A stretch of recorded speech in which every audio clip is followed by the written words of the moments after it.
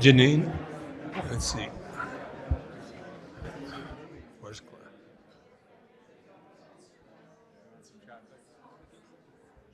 Oh, I'm sorry.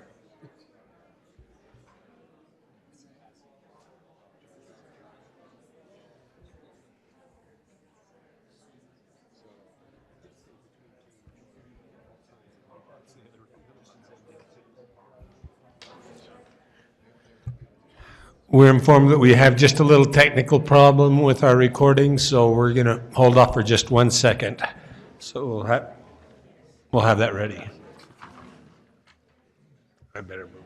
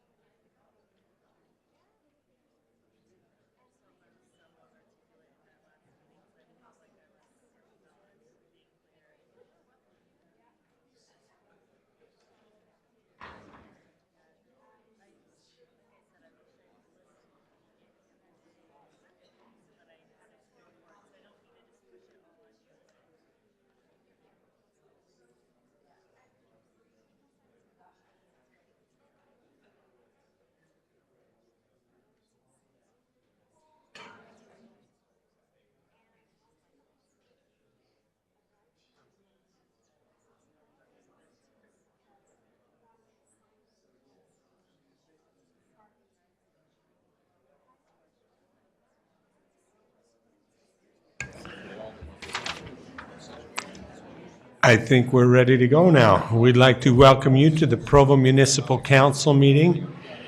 It's Tuesday, November 27th. It is 5:35, and we are convened in the Provo City Municipal Council chambers.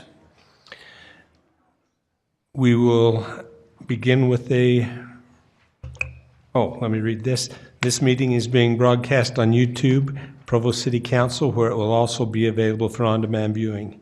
The council requests that the citizens help maintain the decorum of the meeting by turning off electronic devices, being respectful to the council and others, and refraining from applauding during the proceedings of this meeting. We will now begin with the roll call. Cliff Strachan. Brian Jones. Dave Sewell. George Handley. Gary Winterton. David Harding. Dave Connect. Kay Van Buren. Mayor Kafusi. Wayne Parker. Our opening prayer will be given by our neighbor chair, Mary Miller, and the pledge will be given by Nisha King. Thank you. Mary?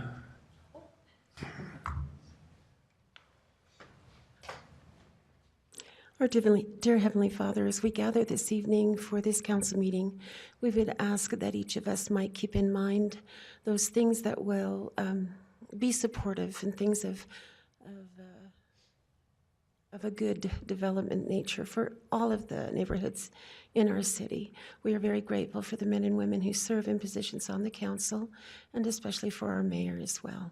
We are grateful for the blessings we enjoy at thy hand, and pray that this evening will be something uplifting for everyone. And we would ask these things humbly in the name of thy beloved Son, Jesus Christ. Amen. Amen.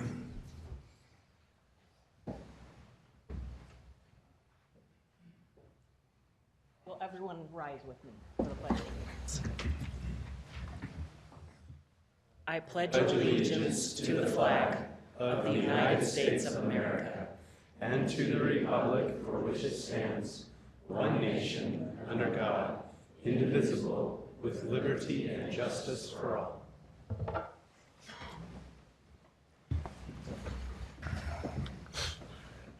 Our first item of business is a presentation of the Employee of the Month for October 2018. And Shiloh Harris will, Chief, are you who's presenting this?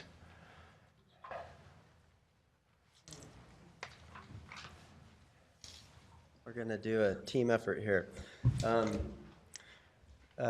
Thank you for having us for a moment to recognize one of our employees today, Jake Wilson. Jake, come on up. And I am going to turn the time over in a moment to his supervisor to do the presentation. But I just want to say that in a dreary world, which police work sometimes can be, it is very refreshing to walk in and to have an employee like Jake. And whenever I ask him how he's doing, he has the same exact comment to me every time. I'm super fantastic, sir. So he is Mr. Super Fantastic to me. That's the first word I think of when I see him as super fantastic, and it is refreshing to come to work and to see his face. And so we are honored to have him recognized tonight, and it's nice to have him as a member of our department. I'll turn the time over now to Jason, who's the supervisor, and he can do the presentation. Good evening. I'm Officer Swenson, the supervisor over Provo City Police Department's Animal Control Division. I am pleased to be here today to highlight and present the award for Employee of the Month to an outstanding animal control officer, Jacob Wilson. A little bit about Jacob. Jacob was born and raised in West Haven, Utah. He and his wife, Abby, have 4 beautiful children. There's Paul, who's 14, Avery, who's 12, Beaudry is 11, and Reba Jane at 3 years old. Jacob has worked in law enforcement for over 10 years. Jacob's career began as an emergency dispatcher for Utah Valley University. For the past 7 years, Jacob has been employed with the Provo City Police Department, starting part-time as a parking enforcement officer and then as a full-time animal control officer for the last 3 years. Jacob loves to be outdoors and being active, which reflects in his job duties. Jacob showed a lot of interest and enthusiasm in the Urban Deer program. He has taken a senior role, which has been invaluable to the program. From baiting deer traps to wrestling deer for transport in the early morning hours and regardless of the weather and the conditions. It takes a certain type of person to be an animal control officer. People are very passionate about their animals, whether it be sympathetic to losing a beloved pet, angry over a dog bite, or being counseled on how to take responsibility for their pet. Jacob has a knack for communicating with the public and people. Jacob has spent numerous hours upon hours and been instrumental in investigating and forwarding multiple cases of animal abuse to the city attorney for prosecution. A little bit like the chief said, ask Jacob how his day is. He's super fantastic. Doesn't matter what time of the day or even if he's had something going on over the weekend. Most of all, Jake loves spending time with his family. Jacob is a hardworking and invaluable member of our team, a great friend, and very deserving of this award. That's it. Congratulations, Jake.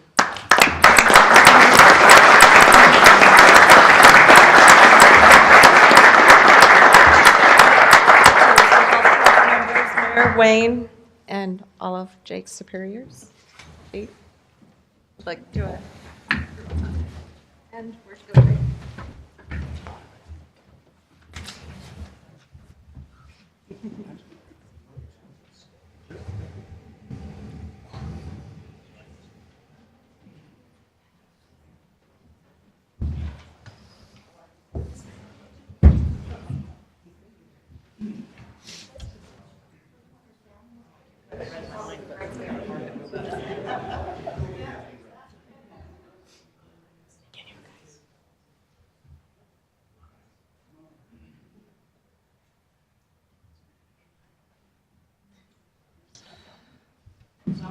Wait, can we pull this a little further?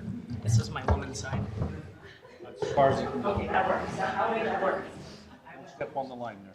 Don't step on the line. All right, ready?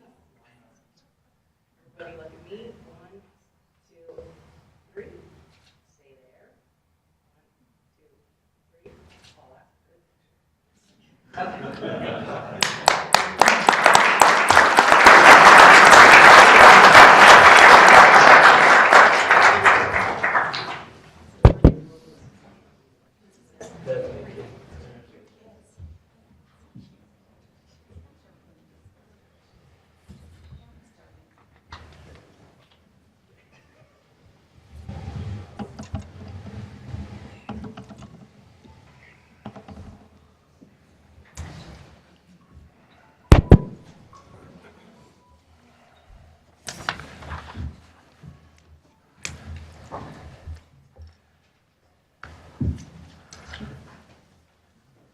We're now going to just make a quick shift and move the item number 2 to after our public comment period. If it's okay, Brian, would you introduce our public comment? Be happy to. As indicated on the screen, a required public hearing will be held for certain agenda items prior to council action. After each such item has been presented, time to comment will be provided for all those who wish to speak. For items that do not require a public hearing, public comment will still be taken following presentation of the item, but will be limited to 10 minutes. At this time, 15 minutes have been set aside for an open public comment period, which is intended to allow comment on matters that do not appear on the agenda. Persons who speak during this time to an item that is on the agenda will not normally be afforded a second opportunity to speak during the comment period specific to that item. During any public comment period, each speaker will generally be limited to 2 minutes. Additional time may be given to individuals specifically invited to speak, such as applicants, neighborhood chairs, or others that may be representing additional persons. Please begin your comments by stating your name and city of residence. Due to noticing requirements, no formal action will be taken in this meeting on matters that do not appear on the agenda. Those with comments are invited to approach the podium. For those that are interested, also, item number 2, a presentation on the establishment of the proposed impact fees. That is not on that list above. We will open it to a comment period after the presentation. And so if you want to speak to that, would you please wait until after that item is introduced?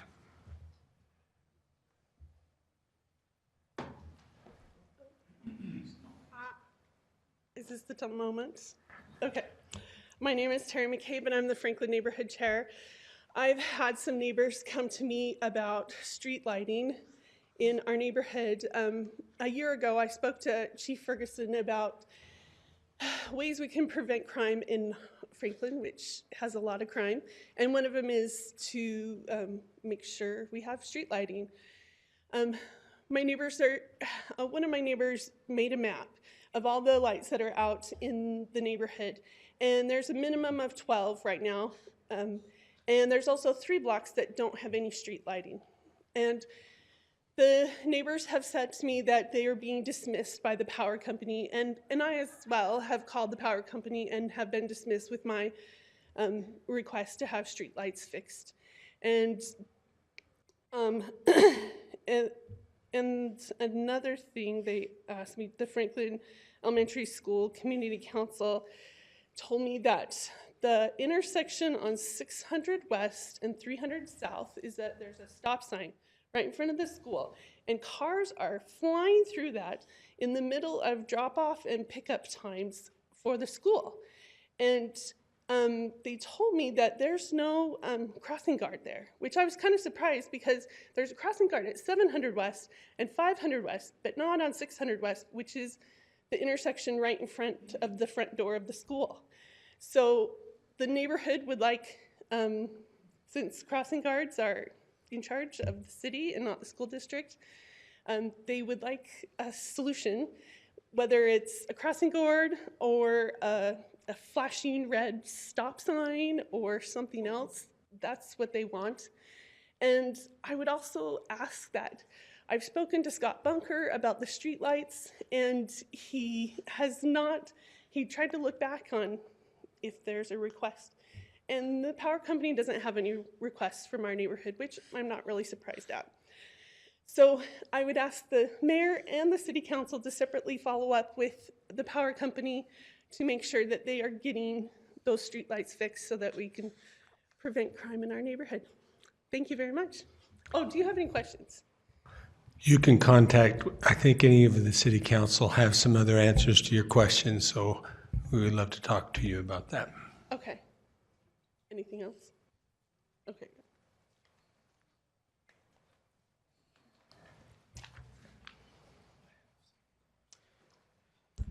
Chair Winterton, members of the City Council, this is a little unusual to get up during public comment, but before each of you, you will find 2 challenge coins. And the challenge coins, the concept of the challenge coin dates back to World War I. And there's a very fascinating history of the challenge coin, and I won't spend time telling you about them tonight, but I would encourage you to take a look. But one of the things that challenge coins are passed on for is exceptional service or extremely caring service, going above and beyond. And we wanted to come and publicly recognize the efforts of the City Council and the help that we received in going forward and passing a successful bond so that we can literally change the face of our 2 departments. And so those challenge coins we offer to you as a symbol of gratitude for those things that you have all done for us to make this bond effort successful. I just echo what Chief McGill said. It's an honor to work for a city that cares so much about its public safety, and thank you from the entire police department for your dedication to the city and to our officers. So thank you. You too, I want to personally thank you. We could not have done it either. I wish we had coins to give to you. I don't know if any of the city council does, but it is amazing the work that you two did and your department and your unions to help make this happen. It wouldn't have happened had it not been for your efforts and the information that you were able to spread out. I will always be grateful, and I'm sure that the council feels the same way. George? The 2 new facilities are gifts from the citizens of the city of Provo to you 2 and your departments.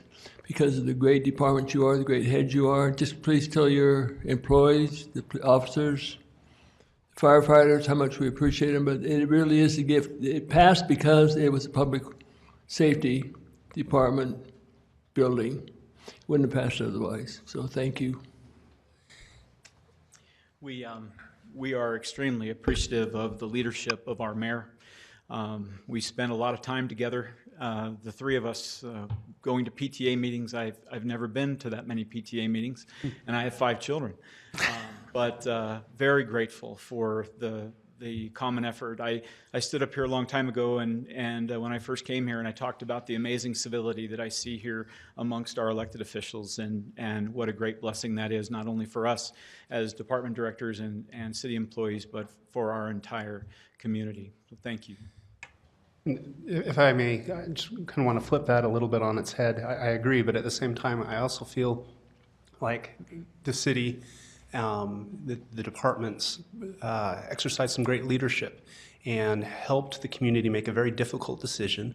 And I feel that this decision will bless generations of Provo citizens and will allow the city to continue its legacy of providing top-notch safety services, police services, fire services, and all of the services. And I think that we've been, we've taken the first steps of putting the community on solid footing for generations. And so thank you for your efforts with that. Thank you to the community for supporting the bond. And, onward and upward, let's just continue to do our best and do what we can for the residents of Provo. Thank you.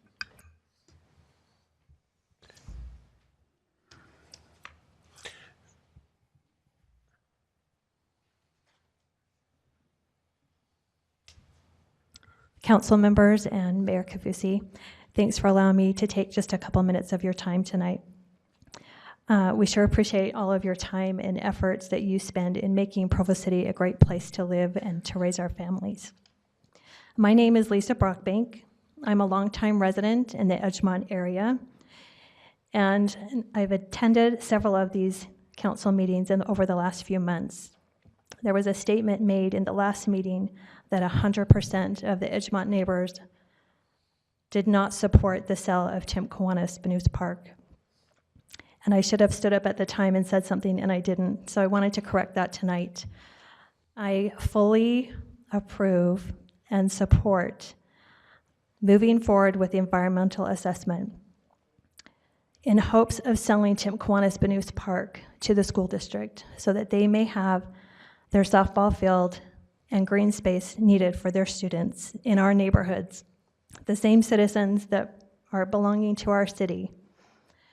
And I believe that our Park and Rec department has gone above and beyond to provide an incredible opportunity for our city in coming up with a way that we can provide not only the youth of our city, but of our whole community and potentially what could come for a regional sports park.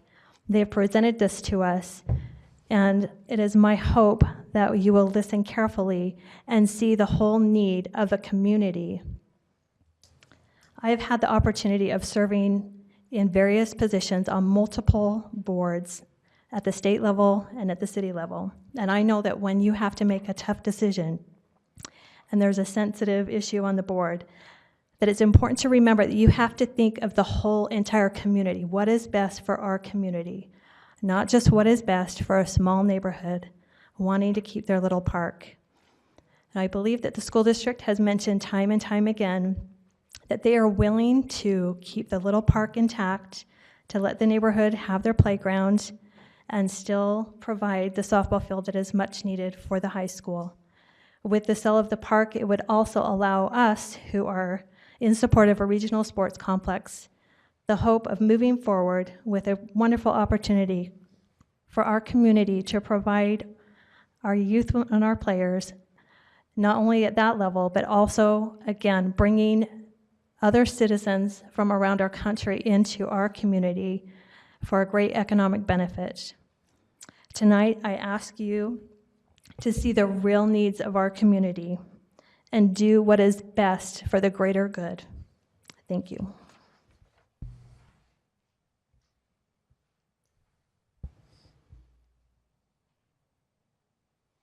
Is there any other public comment at this time? Okay, then we will close that portion of our meeting and move on to item number 2, a presentation on the establishment of the proposed impact fees. And Susie Becker, who has led this, and John, whoever you would like to, John Borgett, can introduce this.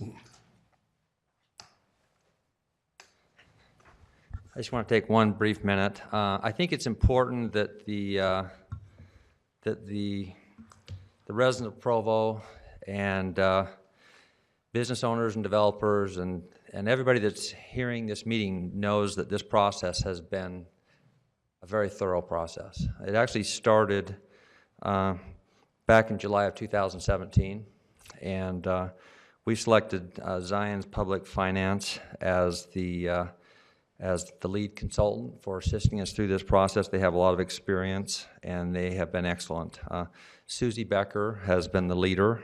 I'd also mention that we have had a committee that's been chaired by Council Member Van Buren and also Council Member Winterton on that committee, as well as some individuals from the Home Builders Association and some other members of the city, and that process has been very thorough. I would also mention that earlier today, we met with the Municipal Council in the work session and had each of the consultants that had taken a part of this project get up and give a good in-depth presentation and discussion on impact fees, as well as answer questions.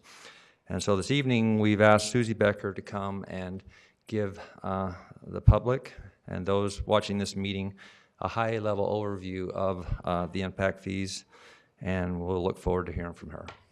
Thank you. Susie, as you come up, I noticed that this item is scheduled for a full public hearing on December 11th.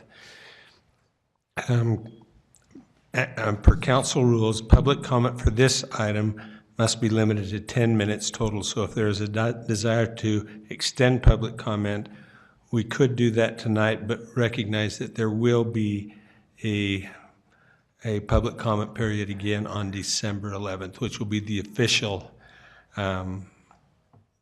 comment hearing on this item. Well, thank you very much for the opportunity to work with Provo City. It has been a joy. What a great city. All of your department heads, your department staff that we contacted as part of each of these different impact fee areas were so supportive, so helpful, and really spent a lot of time providing us and the other consultants with a lot of detailed information. So I'm going to keep this very, very short. This is much abridged version from what you saw earlier today. It is the same presentation we did for the developers at the November 8th open house. And I don't know if this works from here.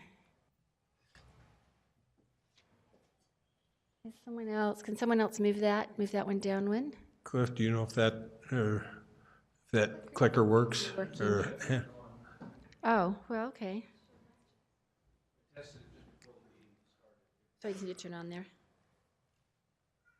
That on? Let me try it. It may not work for clicking through. No, it should do it. Yeah.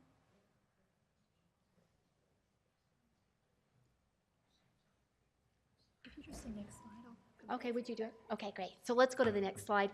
And while that's coming up, I would like to introduce to all of the public here our consultant team, if they would stand. We have first Megan Weber from Zions, who worked specifically on the water, sewer, and the public safety, fire, and police fees. Keith Larson, Bone Collins, who did the engineering, the IFFP work for sewer, storm drain, and water, and Jeremy Searle from Hales Engineering, who worked on the transportation. For each of these fees, we have two documents, an IFFP, it stands for Impact Fee Facilities Plan. It's the technical engineering type document that tells what existing capacity, excess capacity we may have left over in our facilities to serve the demands of new growth. And then it also tells us in the IFFP what new facilities we may need within the next 6 to 10 years to meet the demands of new growth, capital facilities. So you can see the different companies. NEI out of state did the electric power fees, and they joined us earlier today by phone for the work session. Okay, next slide.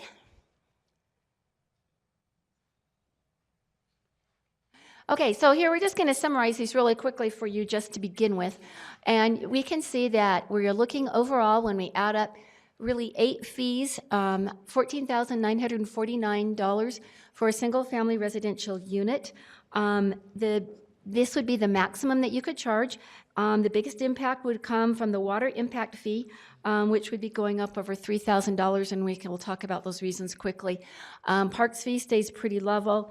Power fees up by about $500. We didn't previously have fire and police fees, so those are new fees. Transportation is up by about $300, sewer by $1,100, and stormwater by about $800 or $900. Okay, on the next slide, we can see where that puts us in comparison to some of your neighbors. and going up from about 8,000 today to nearly 15,000. They were last updated, as you recall, in 2004. And if you had just increased those fees every year at 4%, by the time these would be enacted in 2019, you would be at the 14,949 number. But it has been quite a while since they have been updated. Okay, the next slide. Oh, and the other thing on that one too is that you have electric in there, which some cities don't have, which tends to give you a little more of a fee as well. Okay. Susie, also that 14,900 is full impact. The 8,236 is just what we were current, and that is not full. That's true. Good 100%, point. so- I understand from that meeting earlier that when you enacted them in 2004, some were enacted at 50%, some at 80%. So that's not necessarily the full cost at that time, but that is what you have been charging. Okay, next slide. Thank you for that clarification. Okay, we're going to go through these just really quickly. We only have about 2 or 3 slides on each one. On each one, we'll start with the future capital projects. Capital projects that are included have to be system-wide according to Utah code, not project-wide. It means they have to basically serve more than one development. They have to be part of the larger overall city system. These are the capital facilities that were identified by NEI, and the impact fee eligible improvement costs total $1.8 million. Next slide. On this slide, we take that cost of $1.8 million, and NEI came up with the peak demand increase by 2019 of 9,948 kilowatts, and dividing that into the capital cost comes up with an improvement cost per kilowatt. But then it has to be reduced by the diversity and utilization factors, which, just to simply put them, are the idea that we have to design for peak demand, but obviously we're not using all of that peak demand all the time. And so the fee comes down to kilowatt to $36.47, and then it's applied on the next slide. And you can see, depending on the type of service voltage that we have there. It's very detailed in the report. You can see all of those calculations.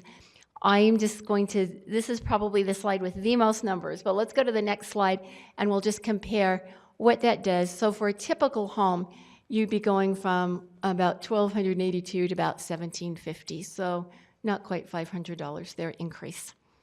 Okay, that's the power fee. Sewer. Okay, these projects were identified in the impact fee facilities plan by Keith Larson and his team at Bone Collins. You can see that the cost there is mainly in the treatment facility there, the $300 million, and you all feel free if you need to make more comments here. The collection system, we've got 2 parts to this fee. The year to be constructed, they're all within the next 6 to 10 year planning period, and the construction cost there at the bottom, the 10-year total is nearly $320 million. So on the next slide, then Megan took the lead on this and dividing the new construction cost out by the growth in the ERUs, came up with a new construction cost. There was also some existing excess capacity in the system, which was added in here as well. Consultant costs can be included. However, because of the new construction costs being significant, there would be a significant amount of debt issued, and we cannot charge new development the whole impact fee today and then say, and guess what? You pay the whole impact fee and you've got to pay on a bond to pay for it again, and that way they would be double paying. So this one has the largest credit of any, but the total fee per ERU comes down to $2,370. Okay, next slide. And then it's charged to non-residential based on fixtures, as we went through in more detail at the work session earlier, and again, that's in detail in the report. Moving on to the water fees. Oh, the first we'll clear the sewer fees, yes. So we're going from currently about $1,230 to just above average there at $2,370. So just a little bit above average there on the sewer fees. And partially with these lists, some cities have just redone theirs and others have not done them for a while. So there is some difference in the communities and the timing of when their fees have been updated. Okay, now I think we move on to water. So again, these projects were identified by Bone Collins. And the thing to look for here is this is the fee that's jumping the most, and I think we've seen the most interest and focus. And it's really because we need more water source, and it's expensive. The water sources that we get today are a lot more expensive than I think Keith said the ones were 1972, some of them as old as that. And so we're paying a lot more for them. So you see those significant costs there for the new projects there, for the source amounts. If we go down and to the next page, then you can see we do have existing excess capacity in our storage that was recently built, so that's fairly high because it's a recent cost that we need to buy into. We have the new construction cost, which is really about $3,000 of the $4,000 impact fee per ERU. It's really driven by that new construction, the new source, a lot of it, and some distribution. And then there's an impact fee debt service credit again, as we always do, to come up with this impact fee of $4,000. And in the next slide, you'll see how it's applied to non-residential based on meter size. So you're just taking the 4,042 and you're multiplying it by the meter size. 1.5 times 4,042 gets you the 6,058, and so on down the line. And that's how it would be charged at the building permit counter when you are charging for the impact fee. So in comparison, on the next slide to other cities, you can see this one puts you up there a little more. You are quite low here, but my understanding is that did not include on that 760 a source fee with that. Is that correct? Or you had to bring your water rights in addition. Sorry, water rights. You had to bring water rights in addition. So not exactly apples to apples. Some of those that are quite low are the same situation, is that you still have to bring your water rights. So that would put them up there a little bit higher. So let's move on to the next one. Okay, public safety, fire and police. So first of all, fire. The new public safety building that we talked about earlier, good job on that. We've only charging in here though for expanded square footage. And then the rebuilds, it's just in the expanded where we add capacity. We can't charge to make up, to redo what we've done, but to add capacity, and then new fire station number 6. So the next slide will show us these costs. This is actually the bridge version. It doesn't show us the total cost, but it is showing us what the new construction would be per call for service for fire. And then again, we would assume that debt service would have to be issued on this, bringing that $1,299 down to about $794 per call.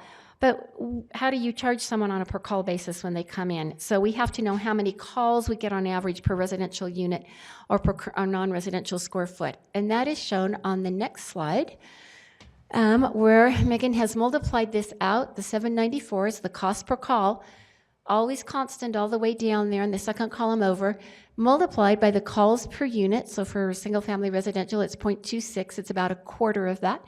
And so you're at $207.49, and that would be the fee charged to a single family residential unit.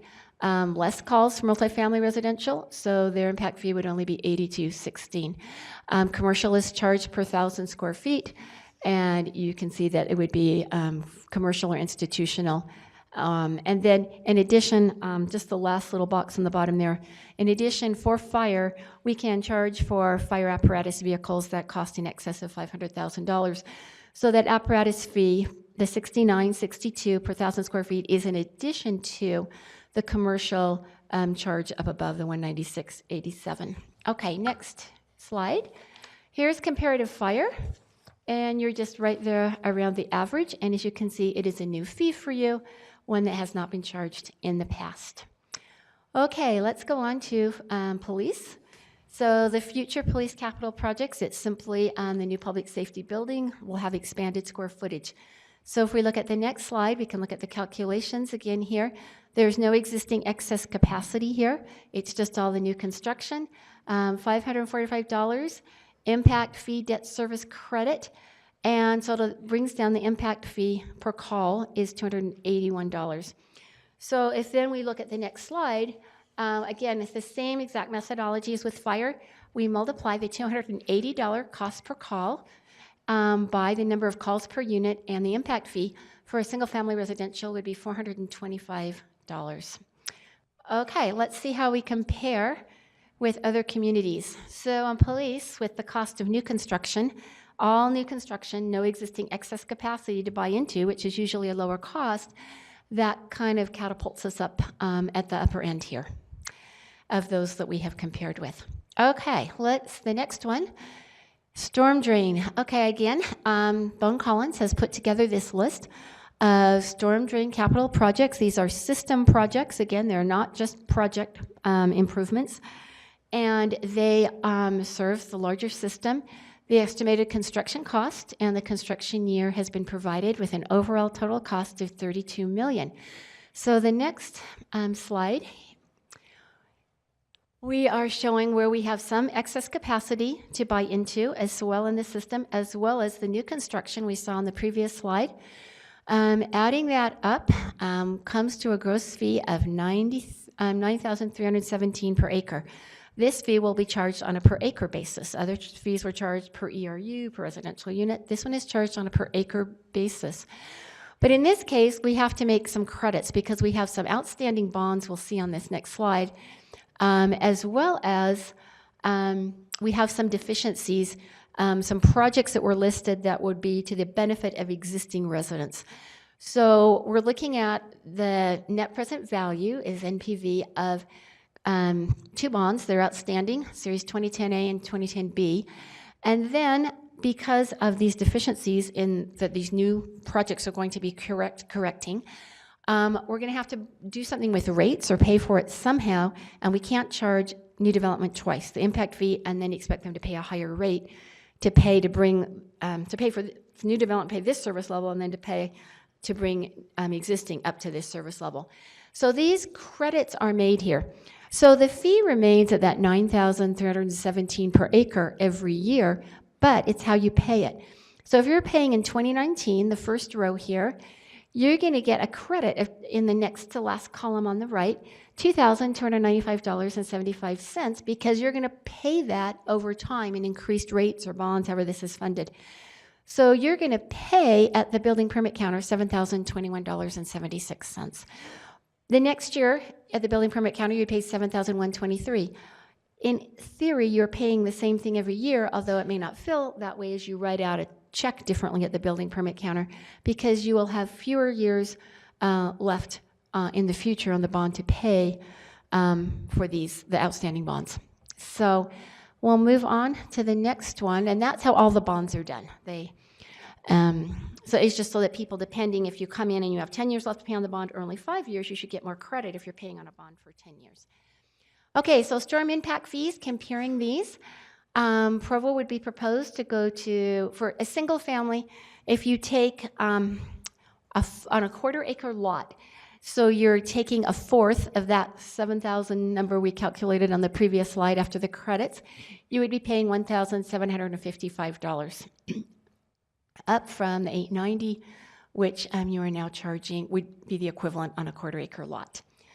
Okay, next one is transportation, I think, and we'll look at the capital facilities that we have there. Jeremy and Ryan Hales at Hales Engineering put together this list of future transportation capital projects. These are all system improvements. You can tell there by the size they are listed. They have taken out for pass-through trips, anyone passing through the community. Those are not included in what new development has to pay for. That's the community as a whole has to pay for the roads to service them. Talking about, it goes through the capacity utilization, the impact fee eligible, and the impact fee eligible cost within the next 10 years to come up with this $21 million. So on the next slide, we take this $21 million and we divide it by the growth in trips, which Hales Engineering had projected over the next 10 years to come up with a cost per trip. It's kind of like public safety and the police and fire winds where we had a cost per call. So now we calculate this cost per trip. It's all new construction. Do we have excess capacity in our roads? Likely, but we have not included that, which just serves to reduce the cost here because it's difficult to identify what the actual costs were of different roads in the past. So this is our cost per trip, $226.85. And if we go on to the next slide, this shows how we now apply it to new development. So every type of development puts different impacts on the road and generates different types of trips, different numbers of trips. So for a single family unit, the city did a study, it's 11.4 trips.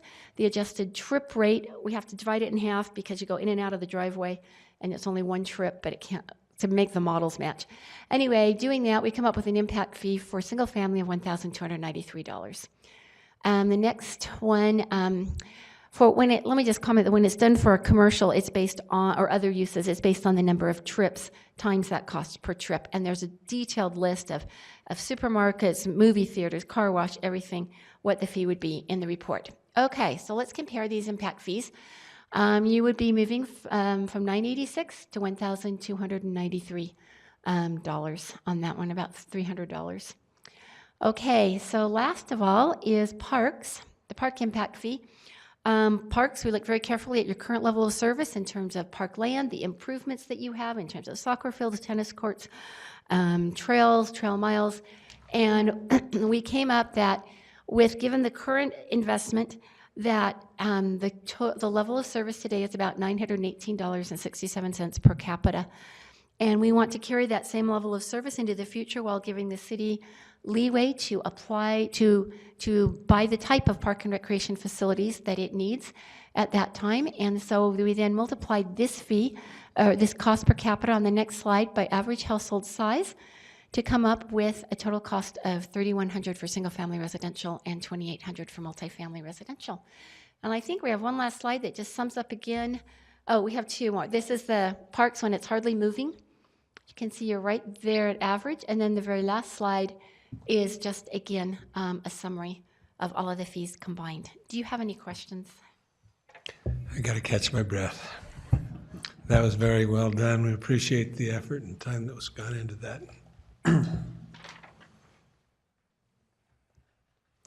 We had an hour and a half presentation on this today in work session and went through them in a little bit more detail, and we've been working for a year and a half on getting this figured out with Mr. Van Buren as the chair of the committee, and we're grateful for him and all those that served and participated on that. This item is open. Again, we will open it today for some public comment, should anyone wish to do it, but the official public hearing will be held on December 11th at the regular council meeting for that. If anyone would like to address this today, feel free to come up.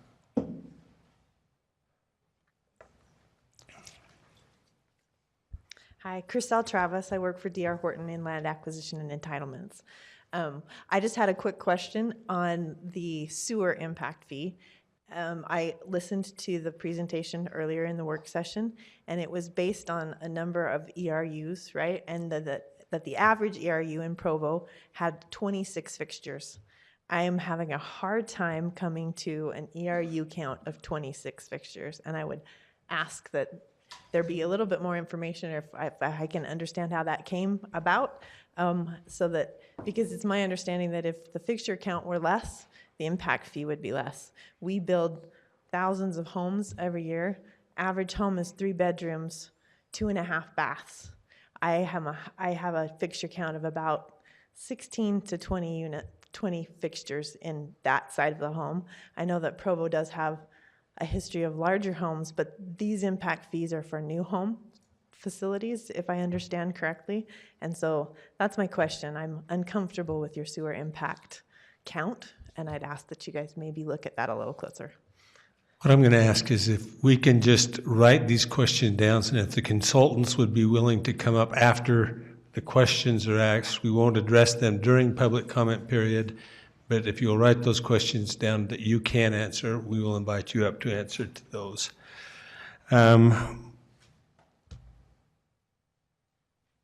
Let's see, is there anyone else that would like to comment?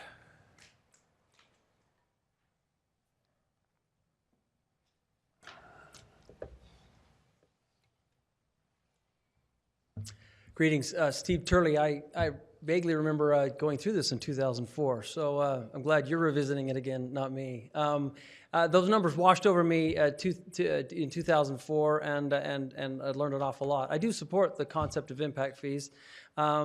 The purpose of me standing up is, and I don't profess to have engaged as much as I did years ago, but the raw number here is we're doubling this impact fee. And last time this was considered, there was almost a unanimous vote on the council to phase this in. And while impact fees have been fabulous and they've been successful, I think for the community primarily, and then also for the public or the public works facilities that so desperately need these additional funds. I hope consideration will be given to phase this in. Last time around, it was a multi-year thing, but the raw number here is it's doubling the impact fee. We've gone from $7,000 to almost $15,000, and that was something that last time was a concern for 6 of the 7 council members, and the important reason why we tried to phase it in is so that impact would be graduated, and I hope that the council will at least give consideration to that this time around. And yet I rise today as a developer that does support impact fees and hopes they do a good thing for our community. Thank you. John, would you address that in a minute at the end of this public comment as far as implementation process? I had also a question for Cliff. Can you help us on where they can find this information? Should a developer want to dive into it deeper? You should be able to find this attached to the agenda packet under agendas.provo.com. Does that include this book? Doesn't include the huge one, no. If they want to come want the big one, they can come and make an appointment with us, and we'll let them borrow ours in the office to look at. And it's quite a good read, I'll tell you.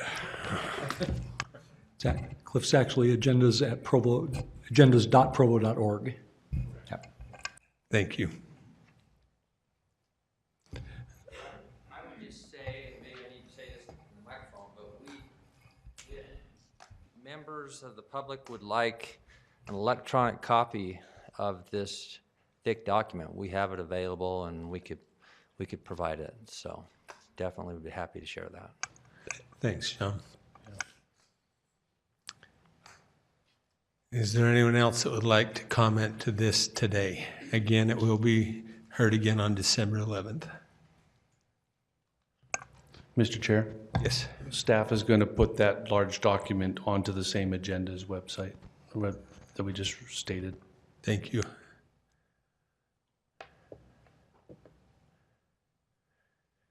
Seeing no other public comment at this time, then we will close the public comment, and we will ask those that did the consulting if they would mind answering at least those 2 questions or concerns.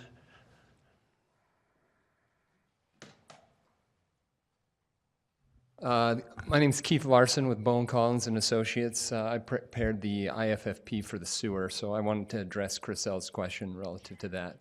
The 26 fixture units is a value that was provided from the city based on some historic observations. However, what I need to make sure I communicate is that the 26 fixture units is only being used for the conversion of non-residential properties. So in terms of the impact of an individual house, we looked at flows per house independent of fixture units. And so the impact fee on a single family resident would not change. And I would say I'm perfectly willing to look at the 26 again and see if there needs to be some adjustment there. However, the flow per house would be the same. What would change is the amount per fixture unit that we assign to future commercial properties. So that's, I guess that's the information that I can provide. Any follow-up questions there? Yeah, correct me if I'm wrong. Because of the way it's calculated, if the assumed 26 was reduced, and you still have to balance everything to reach the number of, the expense for the upcoming capital expenses, would it not have a net effect of costing residential development more by lowering that number? Well, so what we do is we look at total flow, and we look at number of equivalent residential units based on actual metered flow per residential unit. So the total calculation would be the exact same for residential. What would change is if we went from 26 to 20, let's say, the fee for non-residential would go up because essentially at that point, now non-residential who's using 1,000 gallons now is equal to a larger number of equivalent residential units, if that makes sense. Thank you. Okay, John, would you, and maybe this will also be addressed again on December 11th, the implementation of this, but if you want to could give us a quick overview of possibilities. The first thing I would say is that it is correct that back in 2005, wasn't it, that we did do a phased-in approach. But one of the things that we did as we started this process is we also we had some legal counsel that focuses on specifically impact fees, and so we've had some discussions with this individual and plan on having more discussions with the council with this individual in the future. But he had some concerns, specifically because, as has been talked about, when you develop an impact fee, one of the things that you do is you come up with a project plan that ties with those impact fees, and if you don't adopt the full fee that was calculated, that it's integrated with that plan, then in essence you don't have enough impact fees to fund that growth. And so the question is, how do you fund the growth and what steps do you take? And so it creates some legal issues. It's not to say the council still couldn't do it, but it's not what's recommended. But what we plan on doing is having some more discussions with the council and also with legal counsel, and then the council can make an informed decision. Also, through my experience with this, the state is looking more and more closely at impact fees to make sure that they are justified. And it's important to be able to, I mean, this process has taken 1.5 years and a very thorough process, which is now very justifiable. If we start reducing too much arbitrarily, it gets to be a bit of a challenge.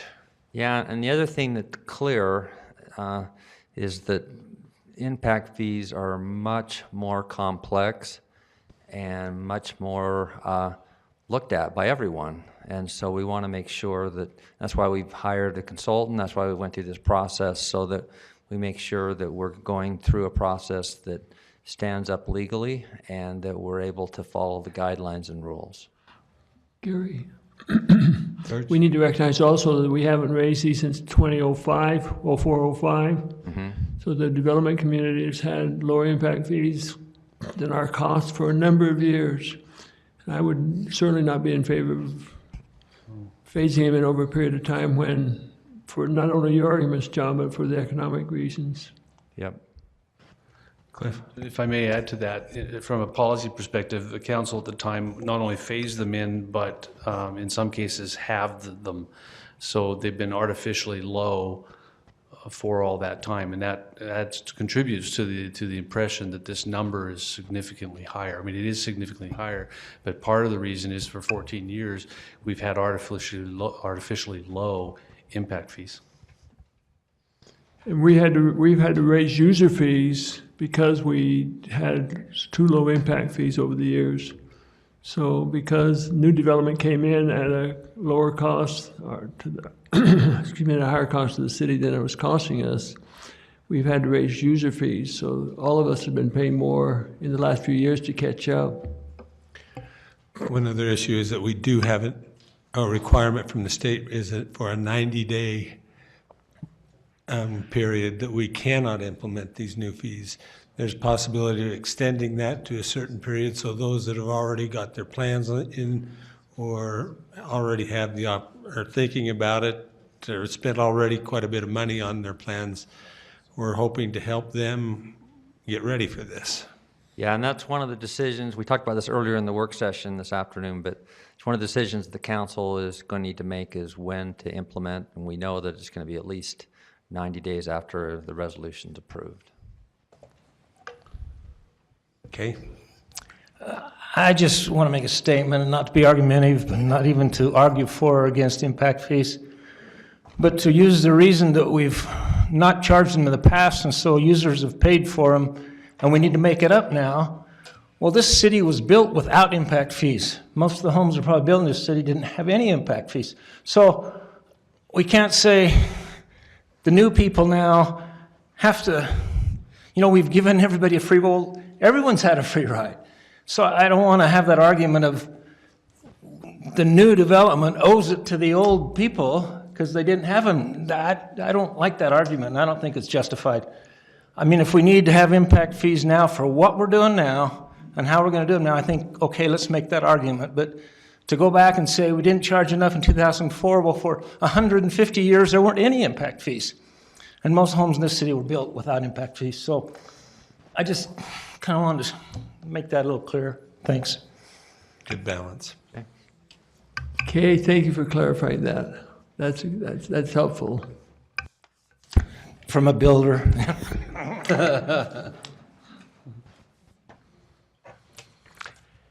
Okay, again, we will bring this back for the official hearing on December 11th and a potential vote by the council at that time for adoption of those fees. We will move on to item number, let me find the right page here. Okay, thank you.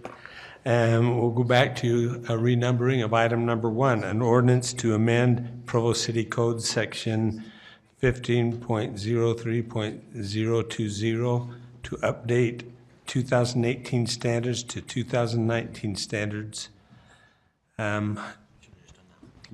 Josh Yost here. I don't see Josh. There he is, okay. We need to fill this thing with root beer.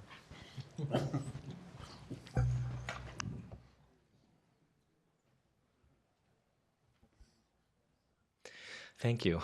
As was presented earlier in study session, this is the yearly amendment to the code to change the reference to public works development guidelines, their standard drawings and specifications.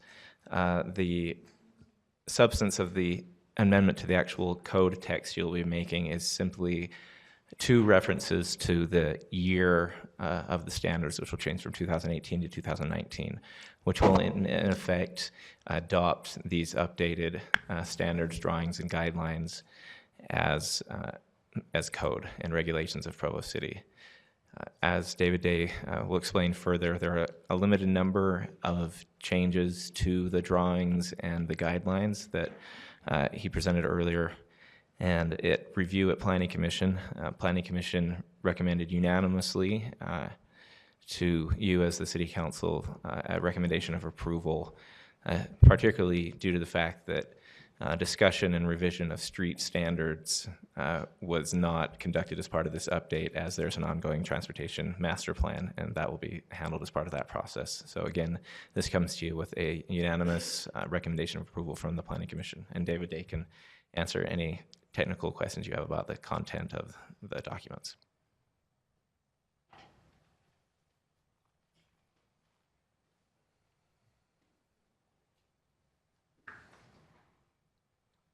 I'm David Day with Provo City Public Works.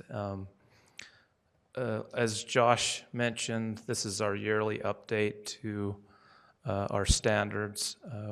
I think this year we had about 15 drawings that were altered with minor adjustments. One drawing that's brand new.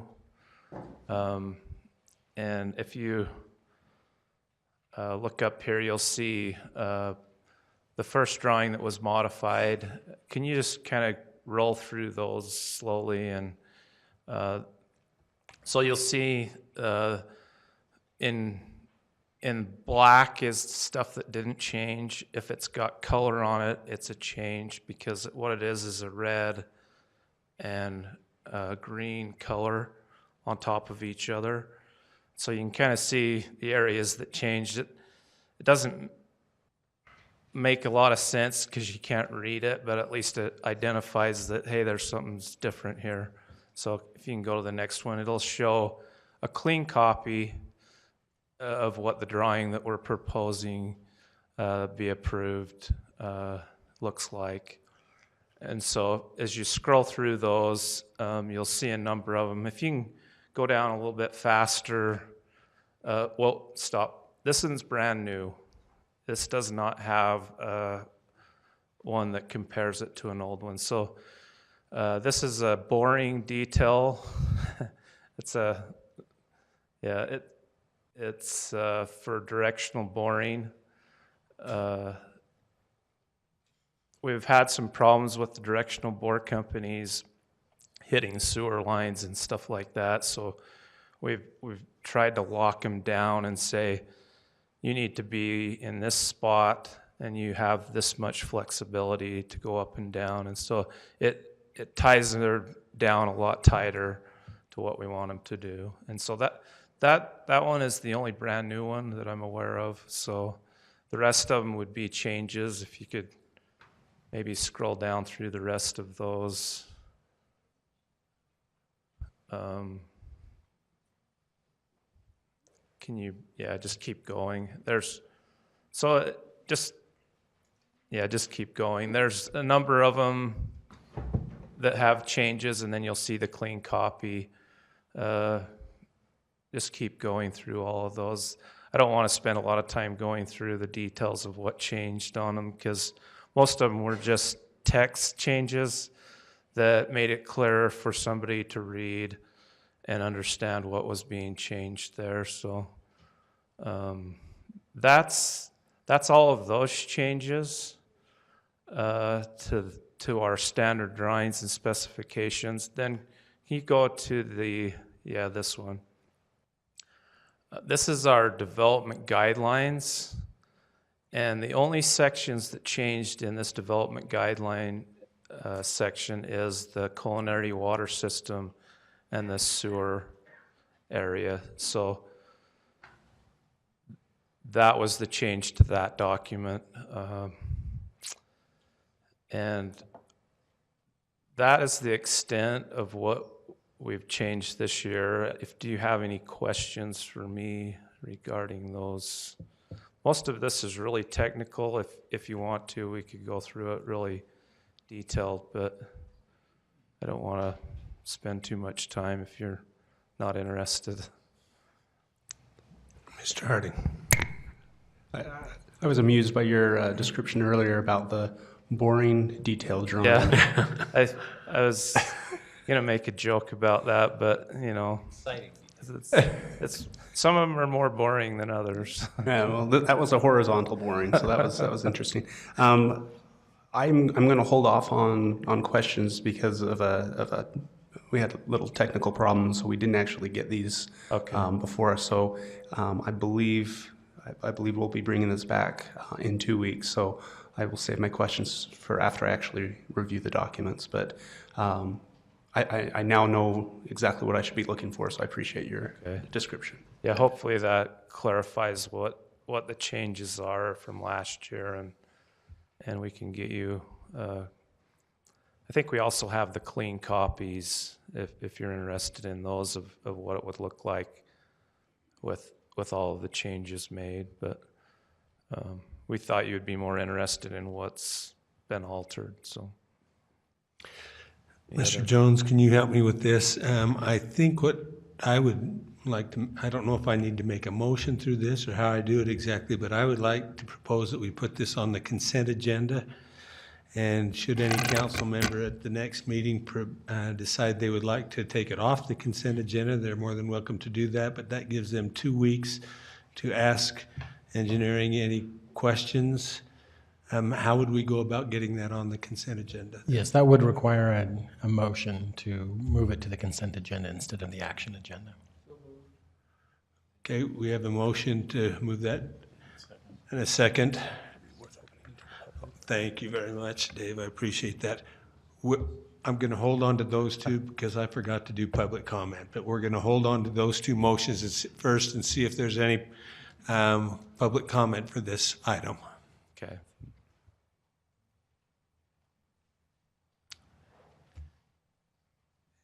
No one? Okay, too many boring details, he says. Okay, so what we will do, we will now entertain that we have that motion and a second. Any discussion on the motion?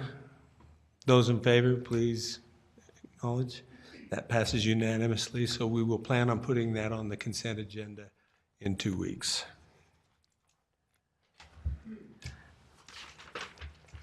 We'll move on to item number 2, an ordinance amending a zone map classification of approximately 2.94 acres located at approximately 1080 East, 3220 South, from R110 to low-density residential. Bill Pepperoni will present this. Members of the council, this is a rezone request on South State Street and 1320 South and 1080 East. To orient you to the map a little bit, the railroad tracks are here. The new city park is going just to the north up here. State Street, of course, is on this map. State Street is just over there, and 1320 South is right on this alignment right there. This property is actually owned by Provo City Power. This is the Pro Steel property. That's a townhouse development that's under construction or will be soon going under construction.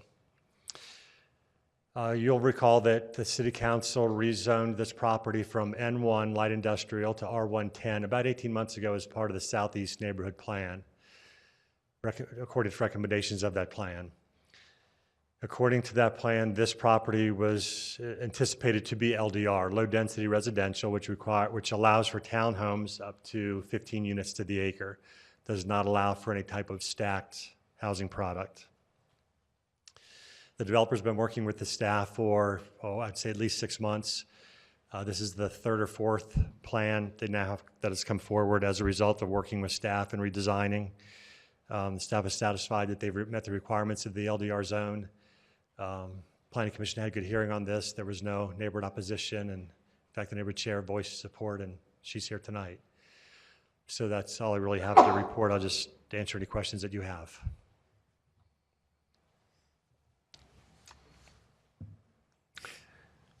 No questions right now. We'll open this up to the neighborhood chair, Mary Miller.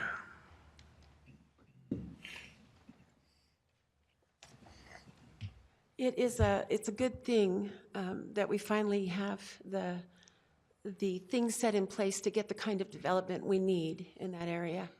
And so I think this is going to be good. I mean, there may be some things, and I've been made aware of some things concerning a road to the west, but because right now it's just a dotted line. But I know that those things will be worked out. I have confidence in the departments here at the city. I know that this is going to be a good thing for Spring Creek neighborhood. Thank you very much. Mary, was a public meeting, did you hold a neighborhood meeting? We did actually in February. Okay. And it was, we were talking about a lot of things in February, and there was no opposition to what we put out there. So we're thinking it's good. Okay. And everyone's pretty much excited. You know, the social media accounts suggest that everyone's excited to see some really good development in our neighborhood. So, okay. Thank you. We'll invite the applicant if they would like to come forward and present anything. I don't know, Mr. Livingston. Not here right now, okay. We will then open this item for public comment.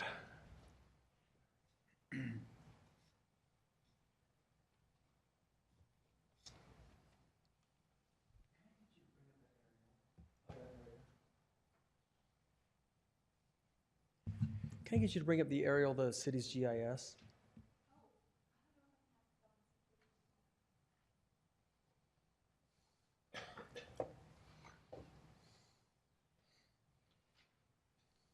Let me get started, hopefully, as we're able to see that. I'm Steve Turley. I live in this area, and I actually have the property immediately to the south under contract. You'll perhaps recall a couple of months ago, I came here before you talking about what you want to develop, what you wanted to be developed on that particular piece of ground, and got a pretty clear message of what your expectations were. The zoning for this is right, and so I support it. I wholeheartedly support it. The thing that's wrong about this is the road alignment, and I hope they can bring that up because the city has a master plan, a master street plan, and the city's code, the city's general plan, the state's law set out a really specific expectation on the part of us as neighbors, as adjacent property owners, for what we can expect from the city when it comes to that master street plan. But what you see here, hopefully she can bring it up, is not consistent with that plan. And so there has been a request made of these developers to add a street that's not on our plan. In fact, it's not on your plan. The plan that was adopted not only as the master street plan, but then also the southeast area plan, the street alignment that was requested and adopted as part of the general plan.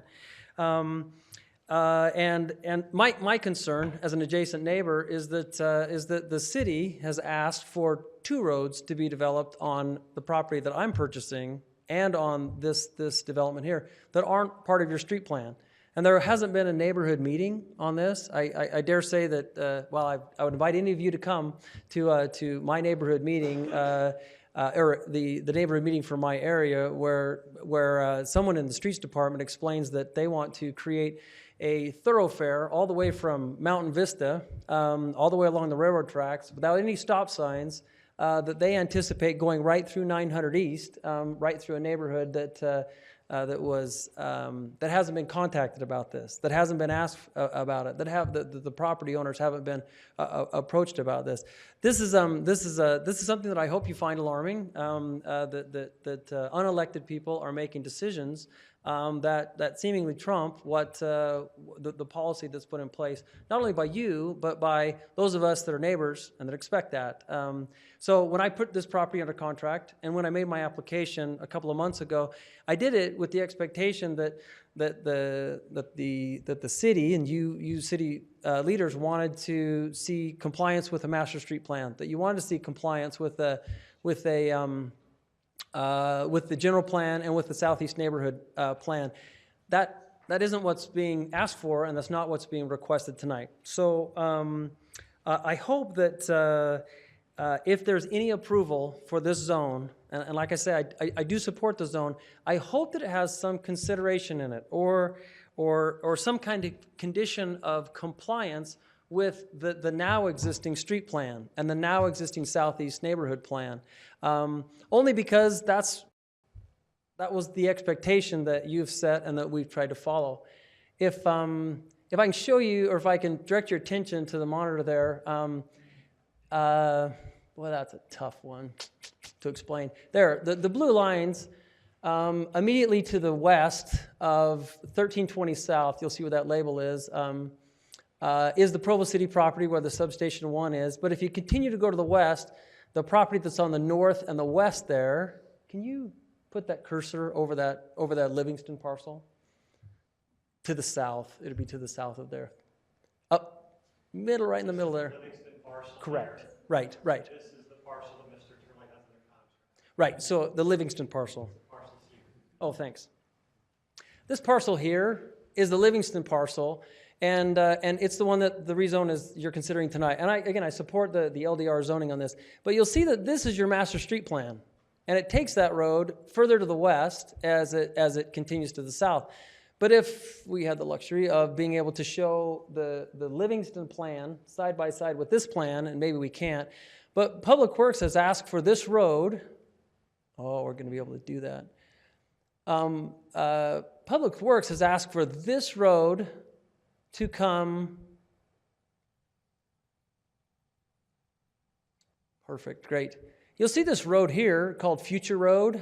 They're asking for that road to be dedicated as part of this this concept plan that you see here, this rezone that's been asked for. That's not on your map.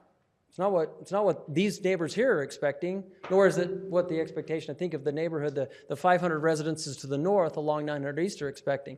So this road here, according to this plan here, this road here drops down, as you can see along that green line, And that's not what's been asked for. And I talked about 2 roads. I don't want to shortchange the other one. This road here isn't on your plan, nor is this road here. That's being this is an old plan, but Public Works is now asking that I give up the property here for this road, this 1320 East, to extend over to this future road that goes there. Neither of which are on the master street plan. So I don't want to belabor the point. I hope that you'll give that some consideration as part of this this rezone request and this rezone approval. Again, I approve the zoning. I don't approve the roads, and I don't think that this body has approved the roads, nor has neighbors, nor have adjacent property owners. And those are the things that give us the expectation of what to do in those particular areas. So to that extent, I hope you'll consider that as part of your approval process. Thank you.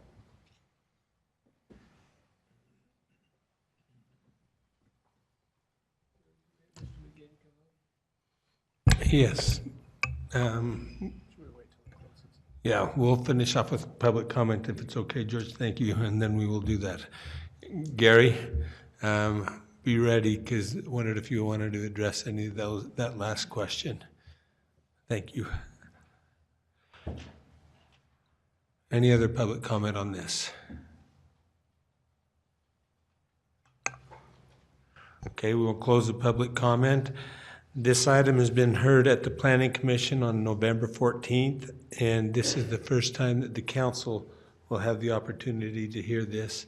So as you listen further, you have the opportunity to continue this to the December 11th or a predetermined date if you'd like to. Cliff? Just wanted to pass on a piece of information. This issue was addressed at the Planning Commission meeting, and at the time, Dave Day responded and explained that the dotted line just shows the future road expected, but the actual path hasn't been established yet, and that Public Works, as we understood, was okay with this plan.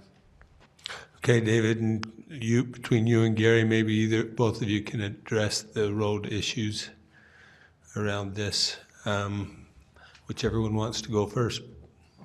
Or whichever one wants to go. One. I'd like to ask Gary a specific question for Gary. Okay. Well,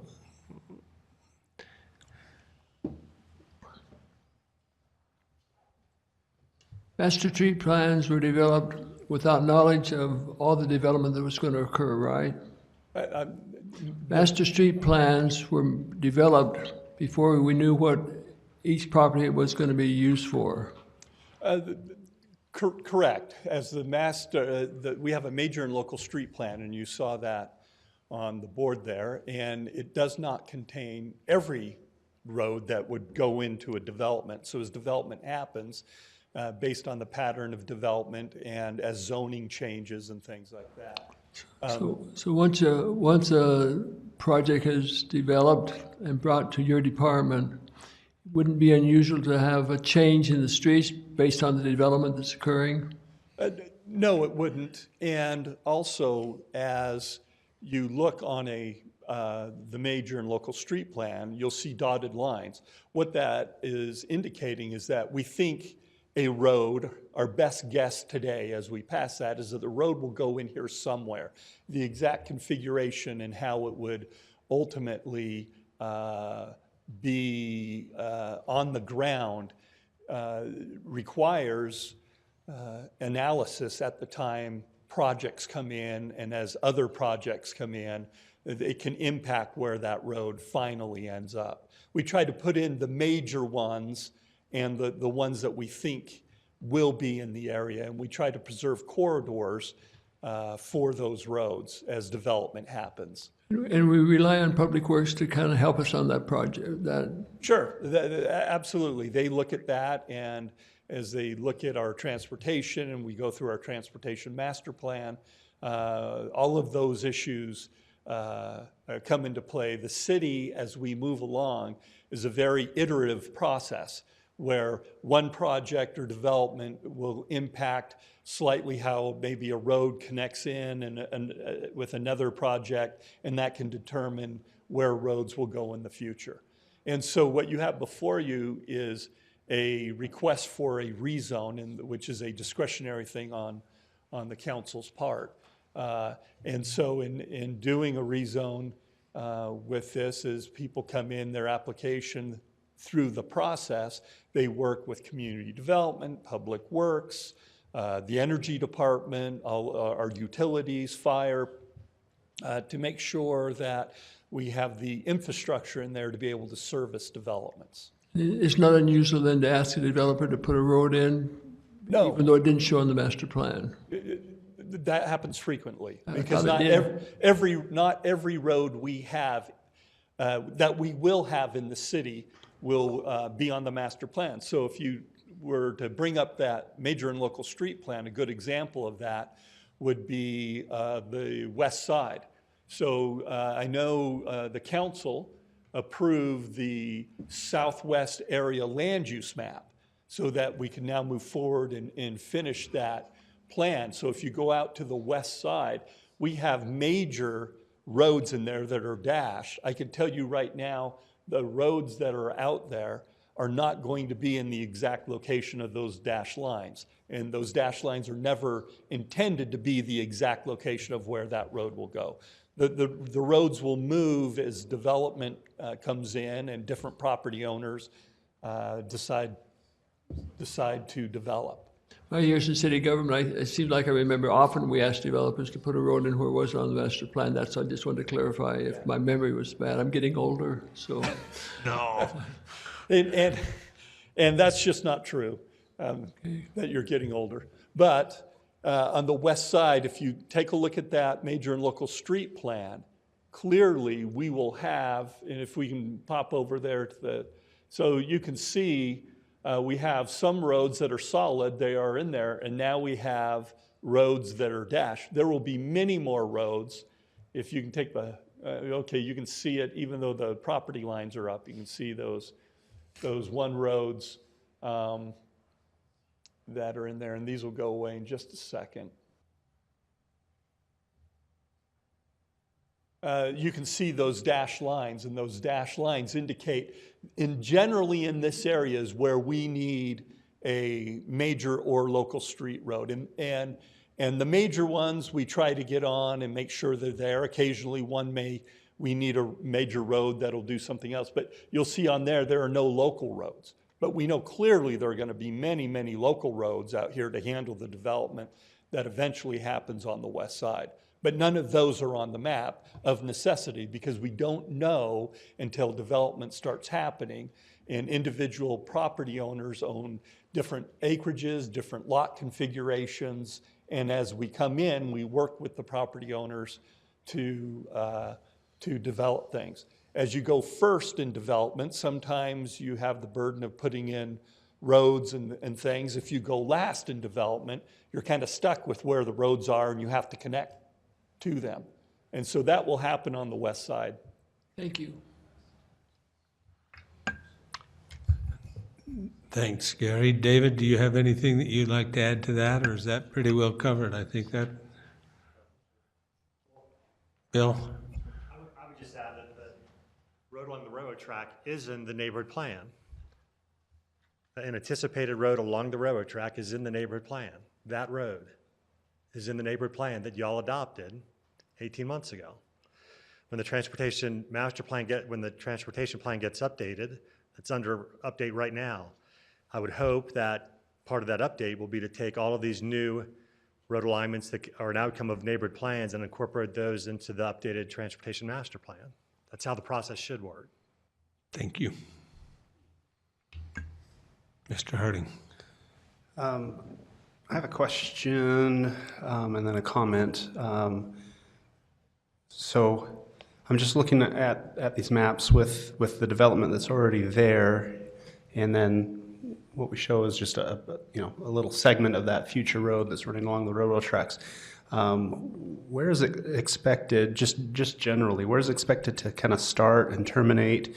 Are there going to have to be some structures demolished in order to put that in? Are we moving, or is there space between those homes and the railroad tracks? Are we going to be going over the railroad tracks?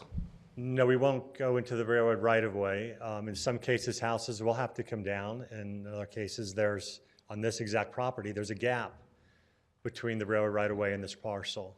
where that is. And those structures aren't built yet, though? Right. Okay, but Mr. Shirley's right. As you get to the north, if that continues to the north, there are places where houses would have to come down to have it. To the south, there are already other developments that have taken place where the city has asked for that dedication. Projects further to the south.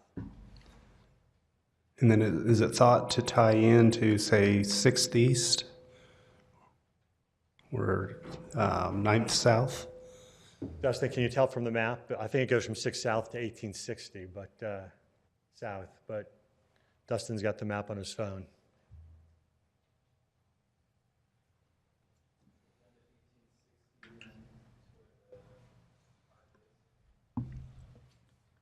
From the park to 1860, so.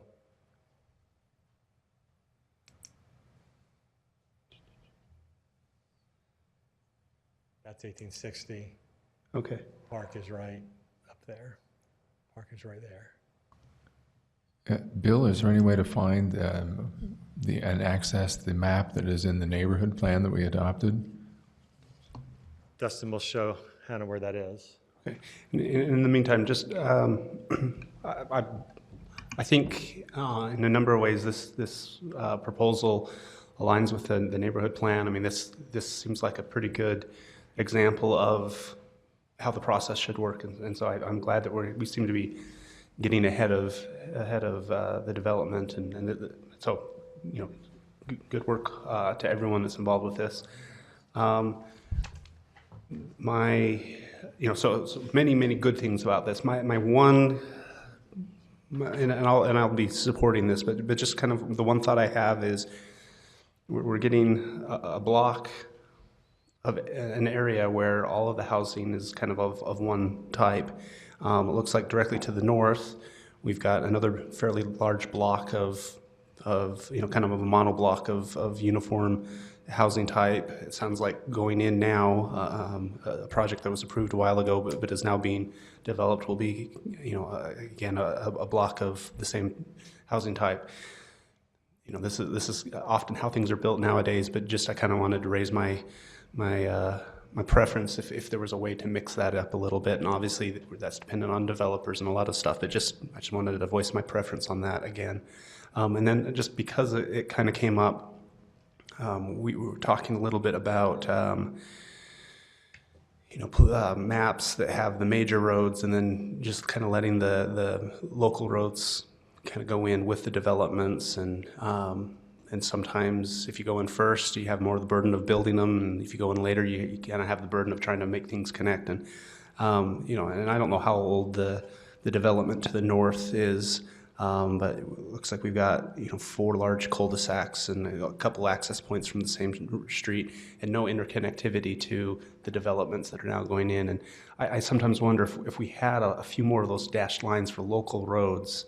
Even if it's not the exact alignment, just with this idea that, and maybe we're doing this already, but just having those stubbed in roads that will provide interconnectivity with developments in the future, I think would be very helpful for mobility and interconnectivity between communities. So we're not just in these isolated boxes, but we actually have a community where people can easily flow back and forth. And anyway, just my preferences for the future, but again, I think this is a good example of the process working. So thank you.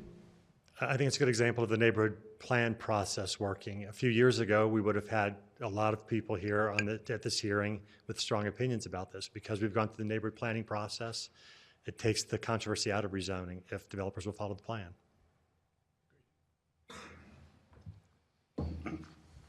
Okay, any other questions? This item was heard on November 14th by the Planning Commission. This is the first hearing by the council. We do have an implied motion on the table if anyone would like to. Brian, am I doing this right? I think so. I was going to let you finish, but. Okay, this is there is an implied motion on the table. And should there be any council member that would like to do a little further research and bring it to a future date, that is an option that is available to the council at this point. Seeing no discussion on that, do you have any other advice, Mr. Jones? No. Okay. Got it just right, Mr. Chair. Thank you. Thank you. Is there any other discussion by the council? If not, then we have an implied let's hear from the applicant first. Mr. Turley, do you want to address this? He's not the Western Community. No, that's the next item. Excuse me. No developer here. Is there a developer here or an applicant? Okay. Then we have an implied motion on the table. Those in favor, please indicate. Okay, that passes unanimously. We'll move on to item number 3. This is why I was getting confused. An ordinance to amend a Provo City Code with regard to recreational storage and towing impound yards to increase buffering requirements when adjacent to a residential zone. And this will be presented by Dustin Wright. Thank you.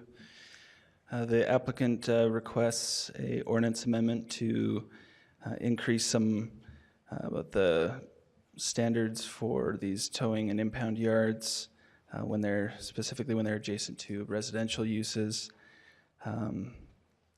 Also to help with the buffering, the type of fencing that would be required, setbacks, etc. Staff reviewed the application and the information provided, and also looked into more of the zones that this section of the code refers to. In doing that, staff found that there's some inconsistencies within the zones themselves, where they some have the tow yards as permitted uses, whereas in 1434-350, tow yards are required to have a conditional use permit. And so part of staff's recommendation was to clean up those inconsistencies and look for a way to make those permitted uses by establishing or enhancing some of the criteria that are required to be met when there's a tow yard. And so in section 1434-350, there's a list of criteria there that has been added to help mitigate some of the concerns that have come forth regarding adjacency of these impound yards to residential uses,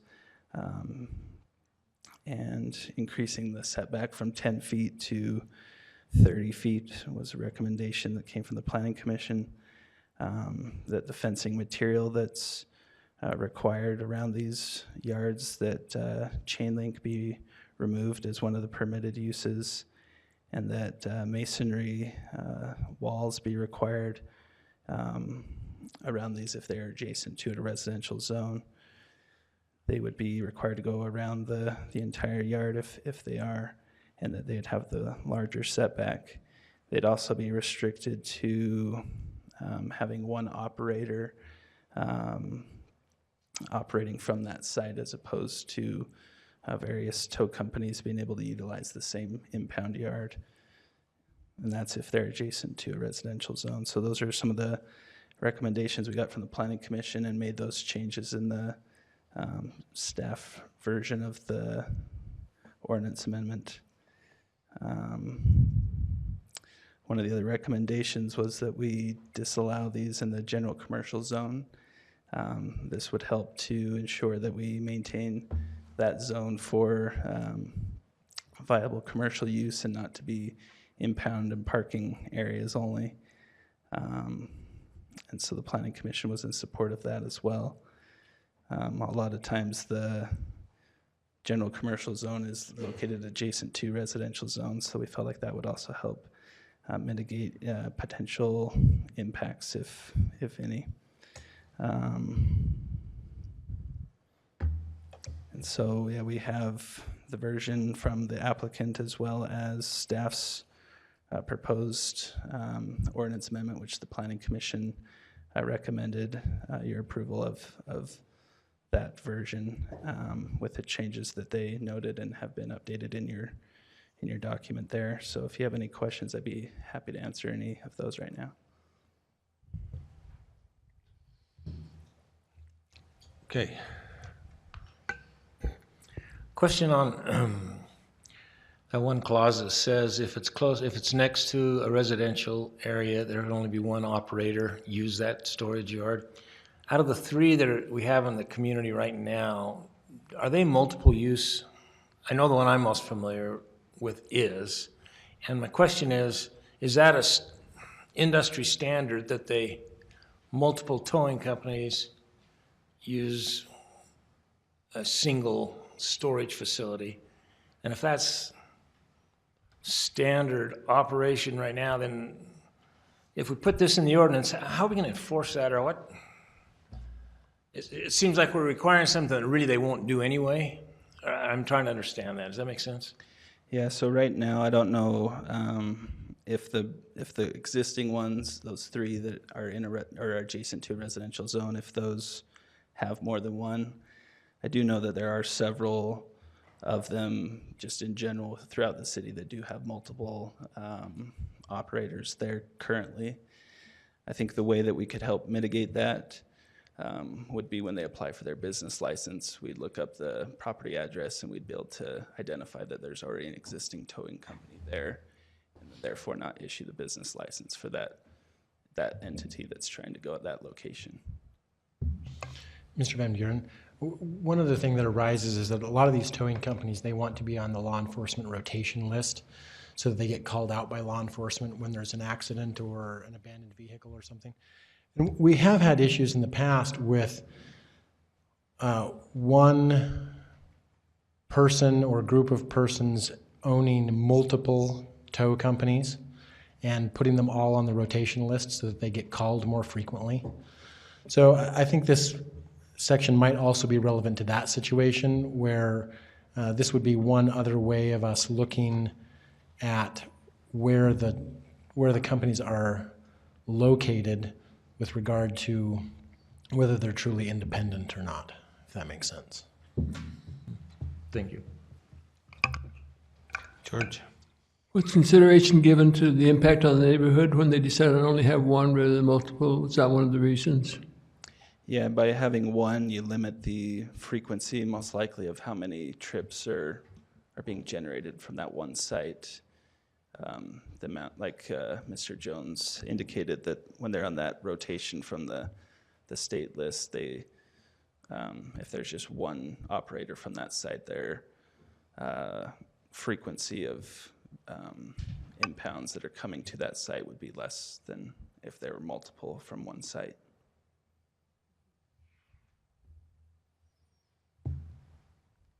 Any other questions?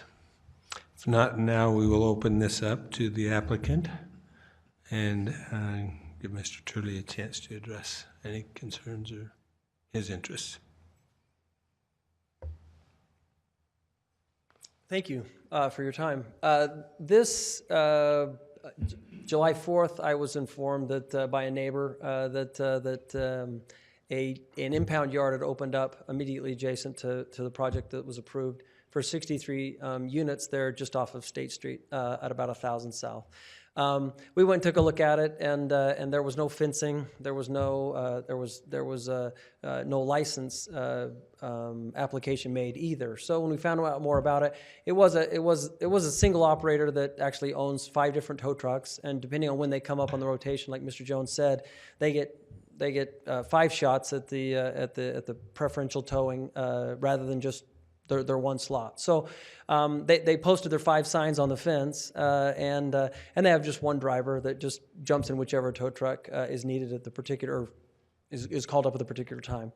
So when we found out they didn't have they hadn't applied for licensing, I took a look at our code, and it was somewhat contradictory, or at least left some vague things. So I'm very, very grateful for the staff, and they're fixing whatever ambiguities were there.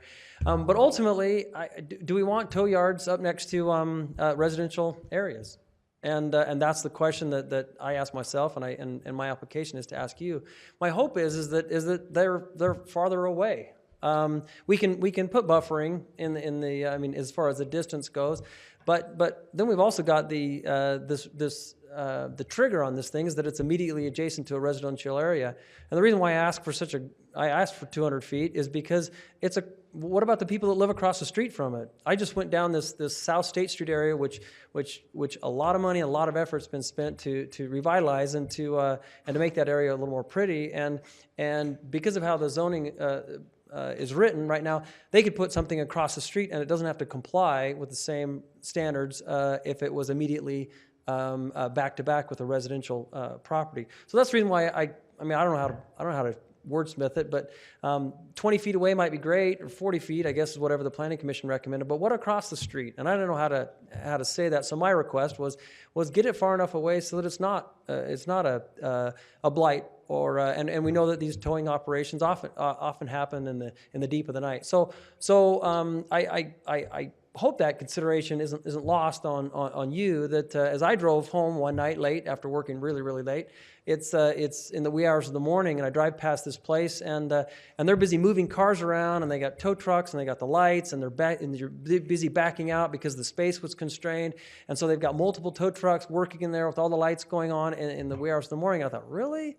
And so up against my project, yeah, I'm selfish in that regard, but your decision is citywide, and I hope that you'll give consideration to the fact that if any of these towing operations were able to identify areas that happen to be against residential areas, right now this only anticipates that they need to be just I think what the Planning Commission recommend 30 feet away. And I hope that we can do better than that, because it could be across the street. And then there's also those silly little things about what about if a gap exists between the properties, and then they're not immediately adjacent to, but they're one parcel away from those residential areas. So I hope that consideration will be given for that. I'm thrilled that the one parking or the one towing operation be allowed against residential areas. As it was explained to the Planning Commission, that seems to make a lot of sense, that we want our less intense uses in residential areas, but unlimited or even greater, of course, than one be allowed for in some of the more industrial areas, which seems a little bit more consistent with what was going on there. One thing that was, I think, overlooked by the Planning Commission, I hope you'll give consideration, is when they talked about these the fencing materials. They did pull out chain link fencing, which I'm very pleased about. I hope you got a chance to go down there and take a look at 970 South State Street. They had a lovely chain link fence up there, and then they had lovely black plastic spread on the inside, which complied with the opaque requirement that was set forth here. But the new requirement still allows for wood fencing.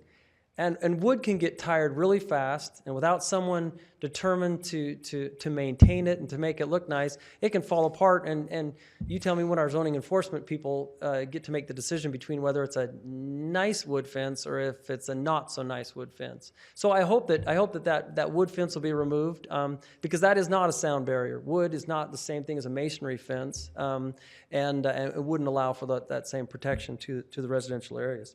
But overall, I think it's a good move citywide, and I hope that the consideration can be given for the change in the fencing material to not allow wood, supporting that one use against residential areas.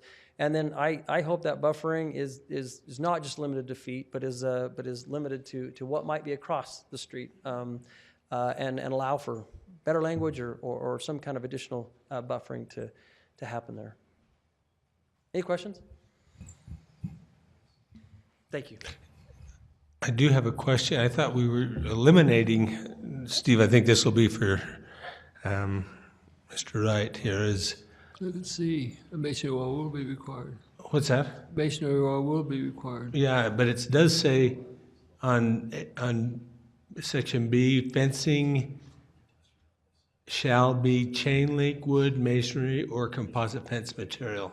Vinyl fencing shall not be permitted. What's that? Where is that? So what we're looking at here is the version from the staff report that was taken to Planning Commission following the Planning Commission hearing, where they recommended to take that out. Staff chain link out, but wood is still left in. Yeah, wood has been in there before. As you can see, it's in black. They didn't mention to take out wood, just chain link. Can you pull up the current? Yeah, the one that we're considering. Yeah, is it possible can you pull up the current one that we're considering right now? Yeah.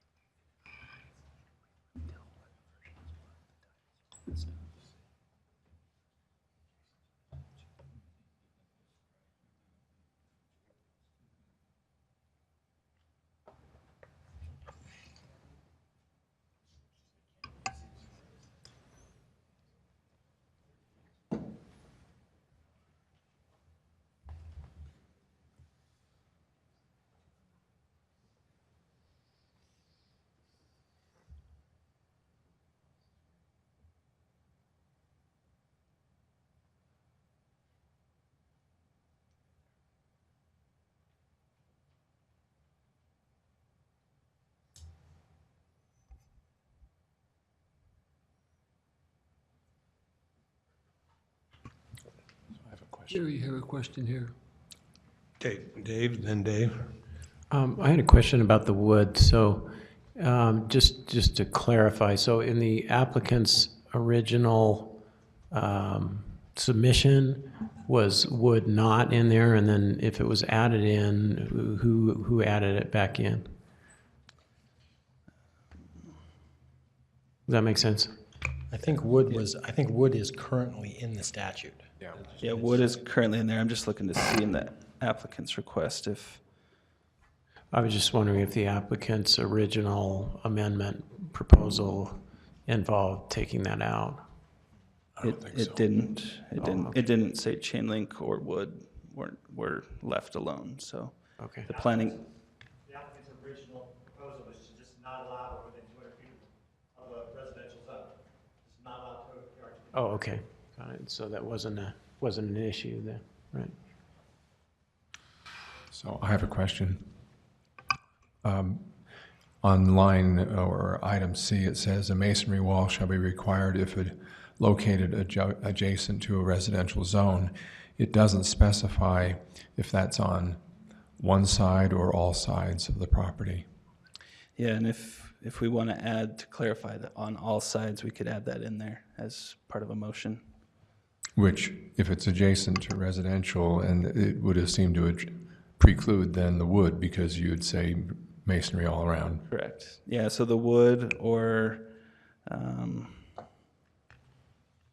masonry or composite would be if it's in just a zone not adjacent to residential. If it is adjacent to residential, it would have to be masonry, and we would require it all the way around. But if we want to clear that language up, we could add on all sides in there, and I think that would be fine. Two thoughts on that. One, we're talking about these being in zones where we feel that it's okay for them to be. And then the only concern is what happens if those zones happen to abut a residential zone. So if that's the case, and we have a masonry wall separating the residential from the tow yard, would we care what the fencing on the other side that's into the rest of the zone? So I'm not certain that that seems perhaps a requirement that's not really adding much value to the residences on the other side. My other question. Getting a little feedback. My other question is, if you have a zone boundary that runs down a street, so you have residential on one side, you have one of the others, I can't remember what they're, an industrial on the other side, and so you have a tow yard going in across the street from a residential, would this still apply? Would that still be considered adjacent if it's across the street? Yeah, so on a zone map, the boundary line between the two different zones is usually down the center of the street, so that would apply. And so they would need, under the way it's written, they would need a masonry wall, at least on the front of the tow yard, because it's adjacent to a residential, even though it's across the street. Correct. Okay, thank you.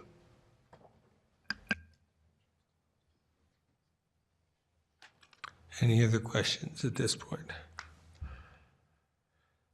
Okay, we will bring this back. This is a citywide issue, so we will open it up for any public comment.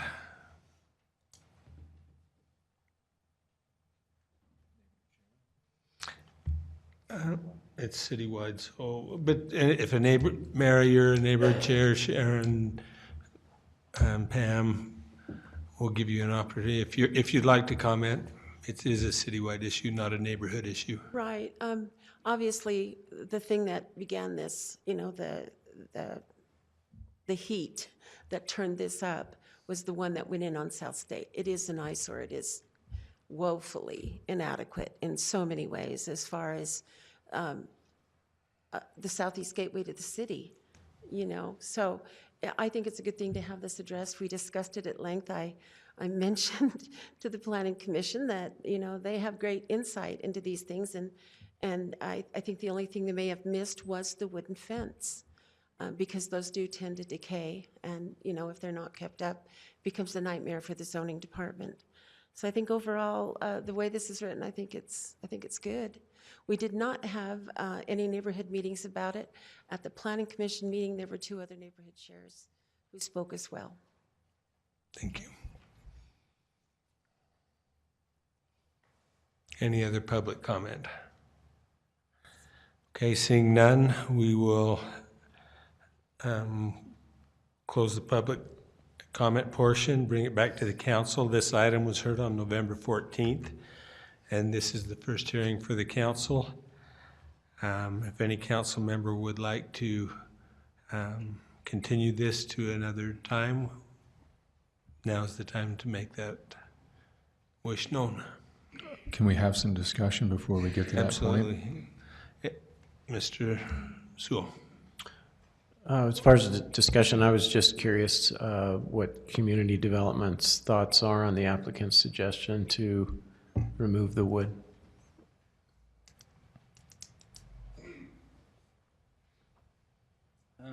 Yeah, I don't necessarily have a preference, I guess, either way. It's been in there from before. I don't think we've had issues as far as community development hearing about dilapidated wood fences around these yards. But if you felt comfortable removing it, then I think that'd be fine as well. Dave, then Dave. So I think I appreciated community development's comments earlier, and I think perhaps one way to pursue this is adopt it kind of as it's written.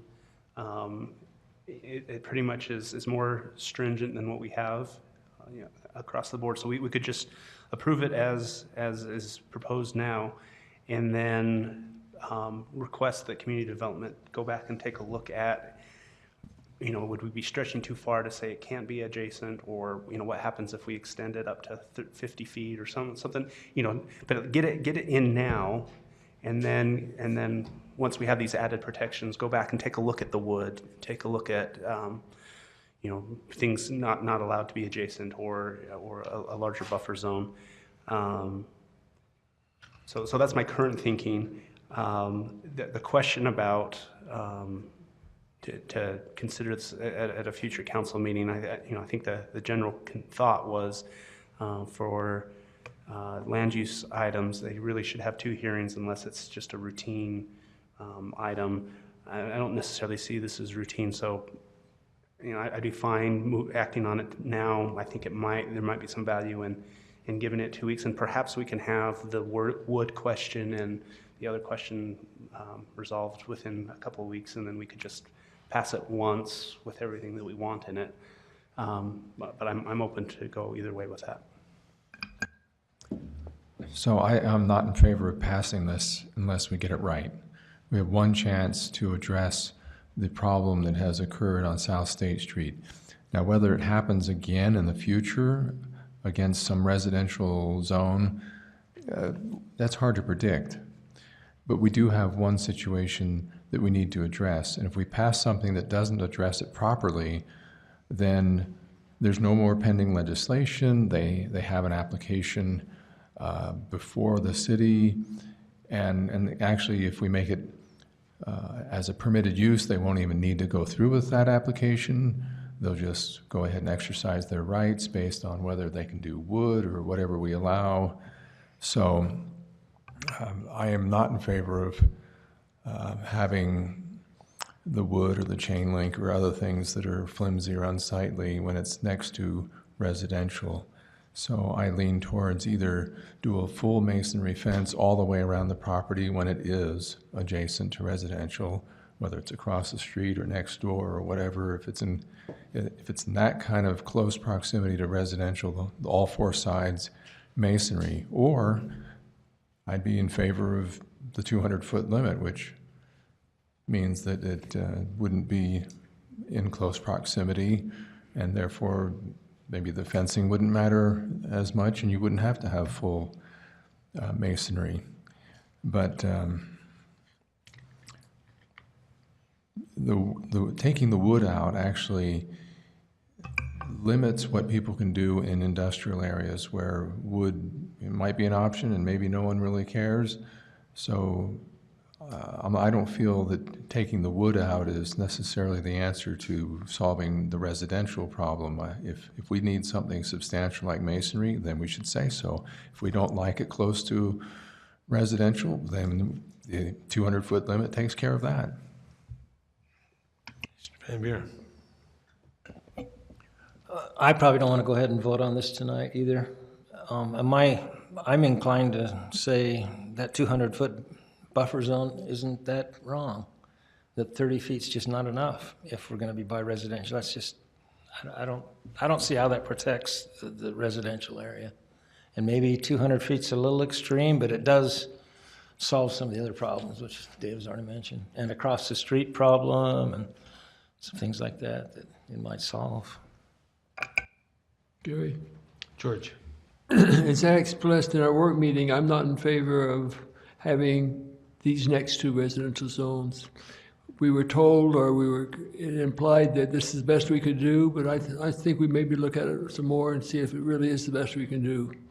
Because I feel, like I say, I wouldn't want one next to my residential zone where I live, and yet we're going to allow it for other people. It's the best we can do, it's the best we can do, but I think we want to be sure, as David said, this is the best we can do. Okay. So I would be in favor of putting it off. Do you want to do a date specific, or do we do it into 2 weeks? Let's look at it again in 2 weeks. Is that okay? I'd be willing to go longer. Well, that's all we need is one person. It's not necessarily a motion for this, Brian. Right. If unless you're going to change the date from something to something other than December 11th, no motion is required. Just an expression of a desire to continue it, and then it's automatically continued to December 11th by rule. If we can't come up with something better in 2 weeks, then we need to pass this to protect the current situation. But I think long term, we need to look at this. So if we can correct in 2 weeks we feel comfortable not having next to residential in 2 weeks, that'd be great. If not, we need to pass something. We need to improve what we have. Thank you very much. So with that being said, do we turn it, what you're suggesting is that we turn it back to community development for them to do some more research and come back with some alternative and potential recommendations to protect the neighborhood further? I just added that. I just asked Mr. Pepperoni. We have a 6-month limit under the pending legislation rule, which apparently expires on January 25th. Mr. Harding. Just curious if someone on the council wanted to be the point person to work with community development over the next 2 weeks. Dave, this is in your area. Do you want to take that? Just to look at him, do you have the time? I'd be happy to, and I want something that's going to be effective, and I also want something that's going to be defensible if we are challenged or scrutinized, and is this something, whatever we do, is it considered to be reasonable? Of course, it depends on who's asking, or looking at it, but yeah. Okay. George? One suggestion I would make, and if we're going to see it in 2 weeks, where it says C, it says where we could put where a wall is required, a masonry wall will be required. That would clarify that if it's required at all the whole parameter, then we could have masonry walls. If it isn't required, then it wouldn't be necessary. But you could maybe change C to be a little more clear.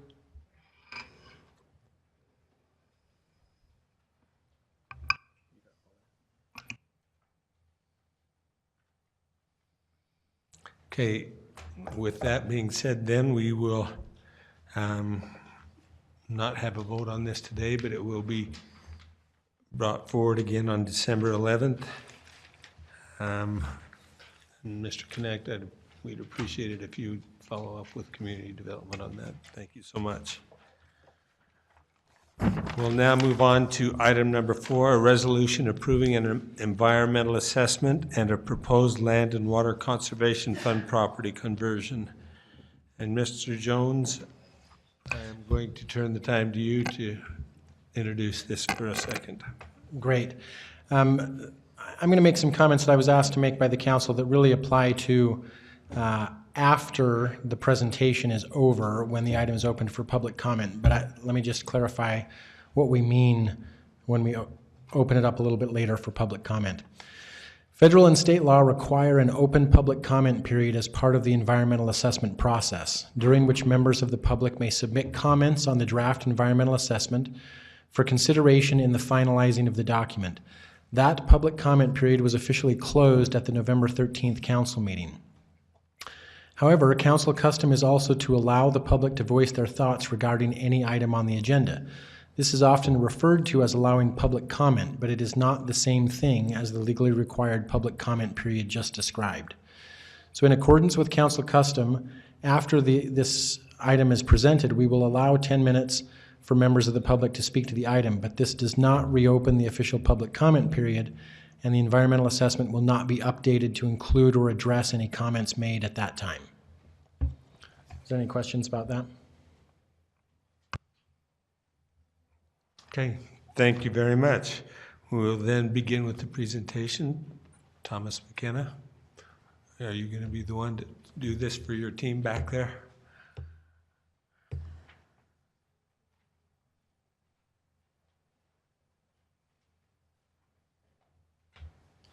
Yes, Thomas McKenna, Parks and Recreation Project Manager for the city.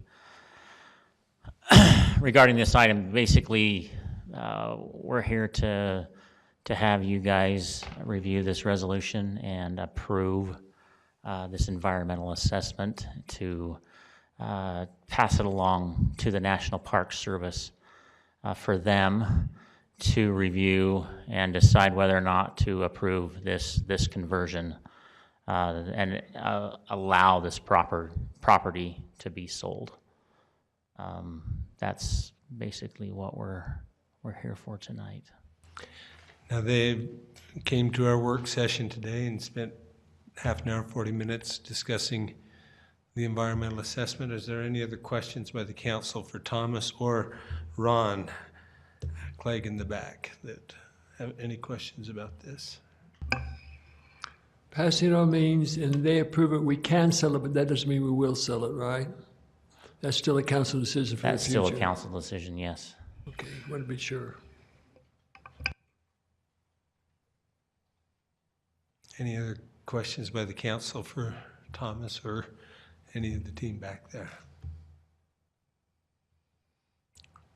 Thank you. Stay close, and we'll, just in case we get any more questions. But we will now open this for public comment. Again, a reminder that this does not open officially open the public comment for the environmental assessment. That was closed 2 weeks ago. If anyone in the public would like to comment, please come forward. Sharon Mehmet, Edgemont Neighborhood Vice Chair. I just wanted to get up and say thank you for letting us all be a part of this process. Even more than was actually required in the conversion process. We appreciate that you've been more than generous with your time. Thanks to Mr. Clegg for addressing the comments that have come forward that have been submitted. Even as quickly as just the last couple of weeks, he's already gotten those into the new environmental assessment. We appreciate that he's recognizing those. and trying to address them. To the Parks and Rec for trying to make concessions to moving up the North Canyon Road Park, and for the school district for putting in writing their willingness to look at deed restrictions.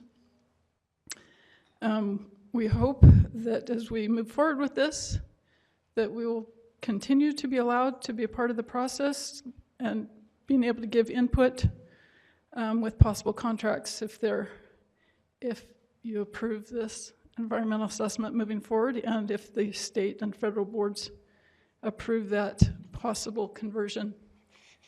I think that was everything.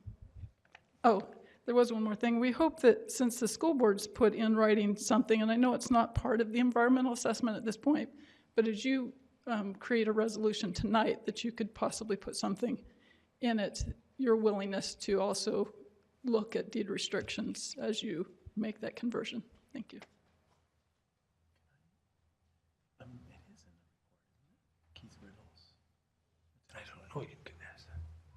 Just a quick clarification. Isn't Keith Rattel's letter, I thought I read it in the environmental assessment, and it does say that they're committed to something like a deed restriction.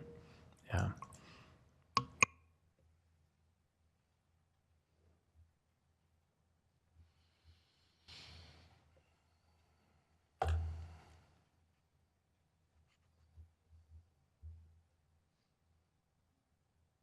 Elder Benson with Edgemont neighborhood. I too would like to thank the council members. I think I've seen an evolution occur. At the beginning, I was very open-minded about how this process was going to take place, and it didn't seem to go the way that I had envisioned in my mind. I felt like the decision had already been made. And so I felt we were fighting an uphill battle. I think for the first time last week, I did feel that there was some give and take from the council members and from the Provo School District, from the neighborhood. We're all, I felt that we were all trying to make this a end result that would accomplish the needs of the city, Provo School District, and the community. So last week I did feel a lot better than I have for a long time. I do have 2 comments that I would like to make with regards to the work meeting that was held this afternoon. I don't believe all the questions were answered fully in the revised environmental impact study. I think that there were portions of the questions that were submitted, our comments that were submitted, that were answered, and those that were, for whatever reason, deemed to not be within that scope of the environmental assessment were left unanswered and pushed to Provo City. So with that in mind, I would like those questions, if it's not the purview of the environmental assessment to address those comments, I would like to still have those questions that I brought up or the other people brought up answered by Provo City, because that is where your people that you engaged to create the environmental assessment place that was in your responsibility. So I would like answers to those questions that were not fully addressed in the environmental study. The second question I have is for Mr. Jones. You stated there was a question that was asked by Councilwoman Sewell with regards to the document that the land, water, and conservation document that we went by as a neighborhood that is listed on the internet. Mr. Jones references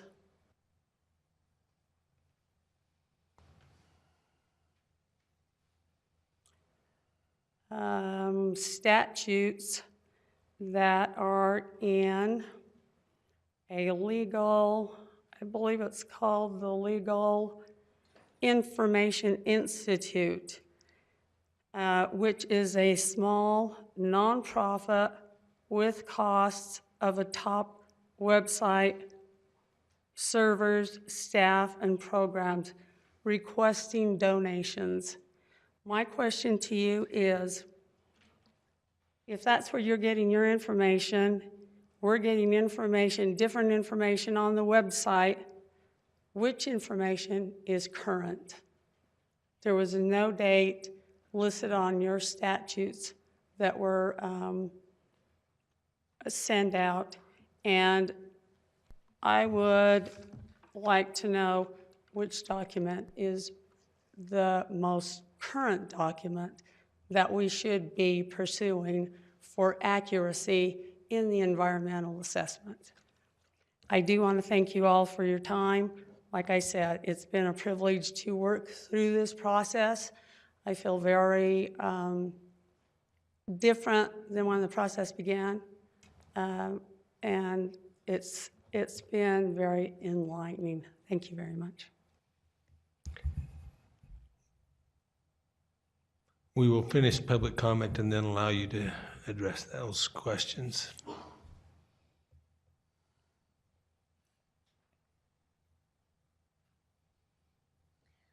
My name is Charlene Goodliff.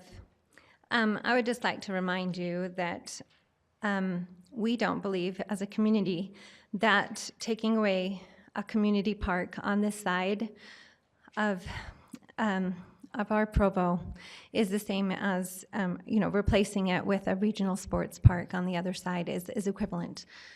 I have found that there are many cities that are trying now to create these pocket parks and these mini parks and looking for the community that these create. And I think we have it. We have that here. We have these community parks that really do service both the physical and social environment around this area.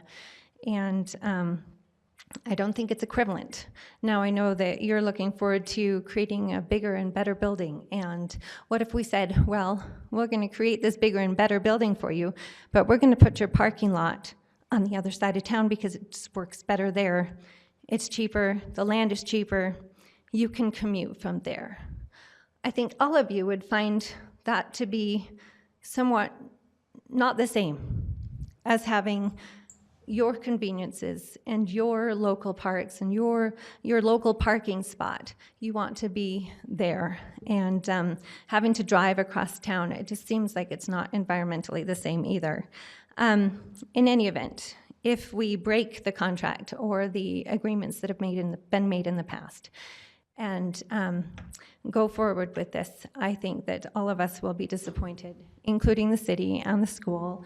And all of us will be disappointed if we don't have that written agreement, because nobody can predict the future and what other people will choose to do with this land. And I think that as a city and as a community and as a school, we need to have a very clear deed restrictions and a clear written agreement about how this land will be used. Thank you.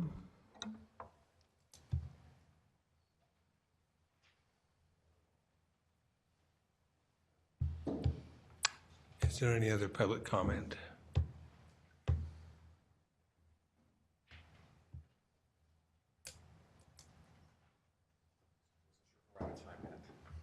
My name is Jay Goodliff.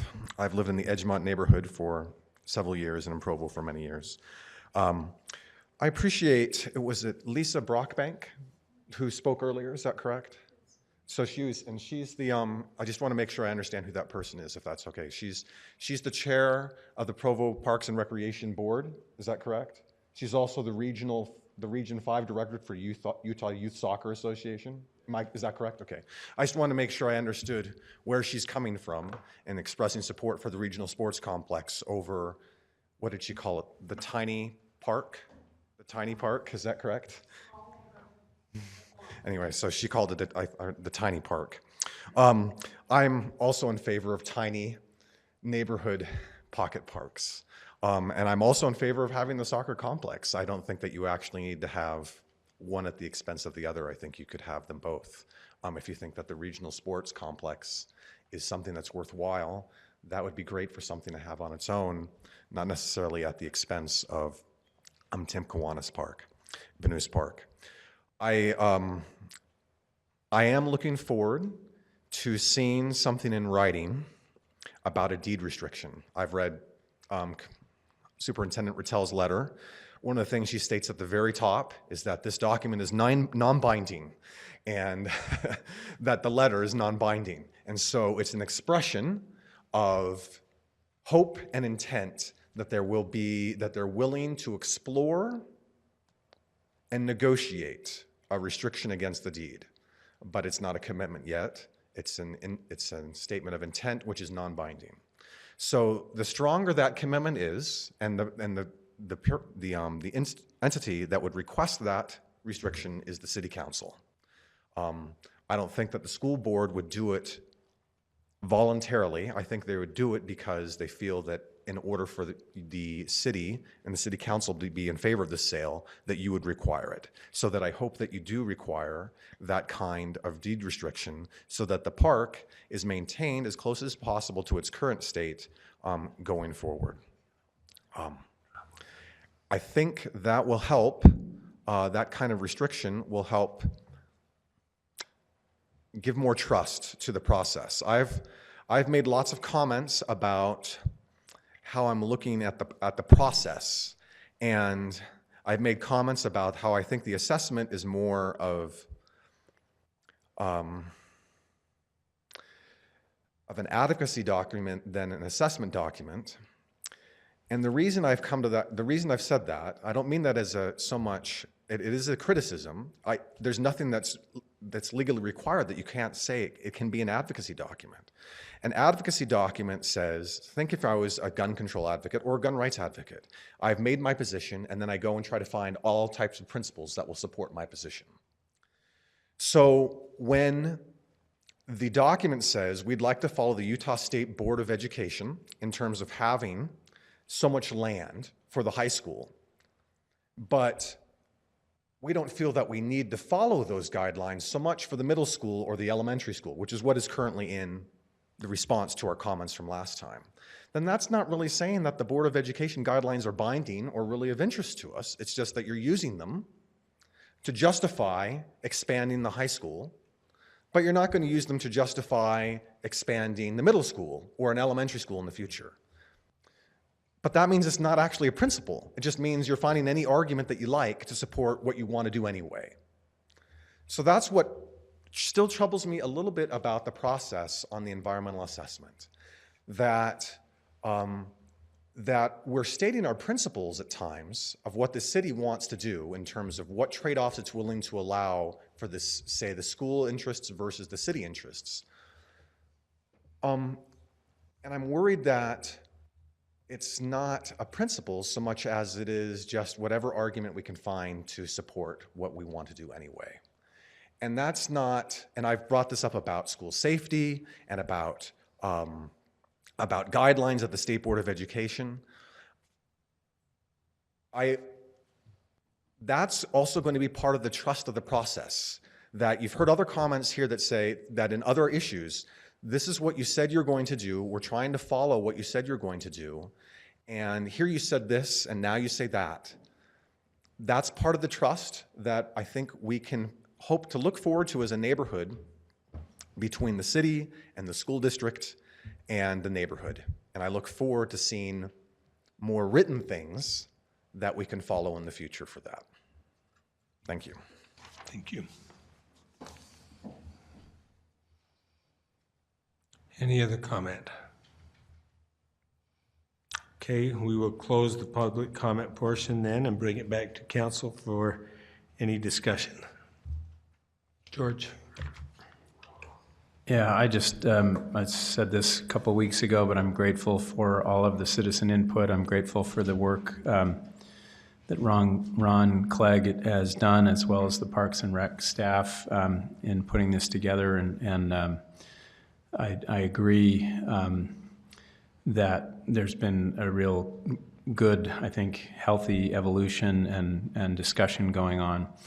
And I still think, as I agree with Jay wholeheartedly, that really what this comes down to is what would happen if this is approved in terms of the kind of binding agreement we can have to keep that space in perpetuity as essentially functioning as it has already. I think that's the only acceptable outcome. And as I understand it, the only reason we don't have that in more firm writing than we do at this point is because of some reluctance on the part of the school board to do that before this process had gone through to completion. So that's still yet to be done, and I'm still firmly committed to making sure that that happens, because I don't feel like it's a successful outcome if we don't have that.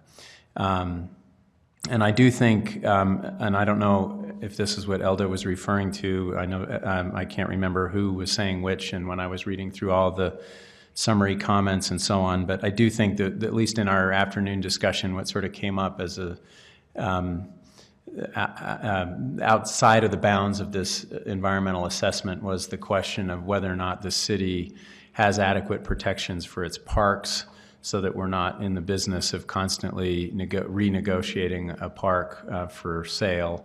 Afterwards there was a little bit more conversation, and I do recognize that I've only been on the city council for not quite a year, and so far there's been the East Bay sale. That was acceptable to us because we found an equivalent space. That was excruciatingly difficult. I think this has been just as excruciatingly difficult. So I don't think anyone relishes the idea of spending our time negotiating and renegotiating park space.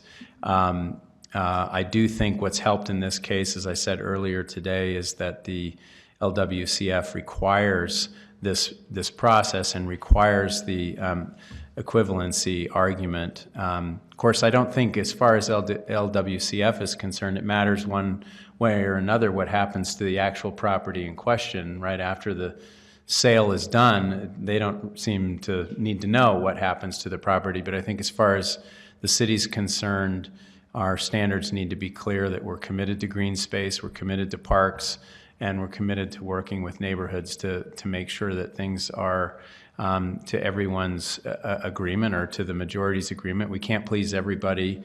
I'm not in agreement with the idea that this is a sort of justification for something that we already want that's using the acreage argument. I mean, I see the environmental assessment making a pretty clear statement that there are concerns about Title IX, there are concerns about space that are legitimate that the high school needs, and that a 5A high school with athletic programs is not the same thing as other schools. That said, if elementary or middle schools have space needs and they have space problems that need to be addressed, we will have to look at those.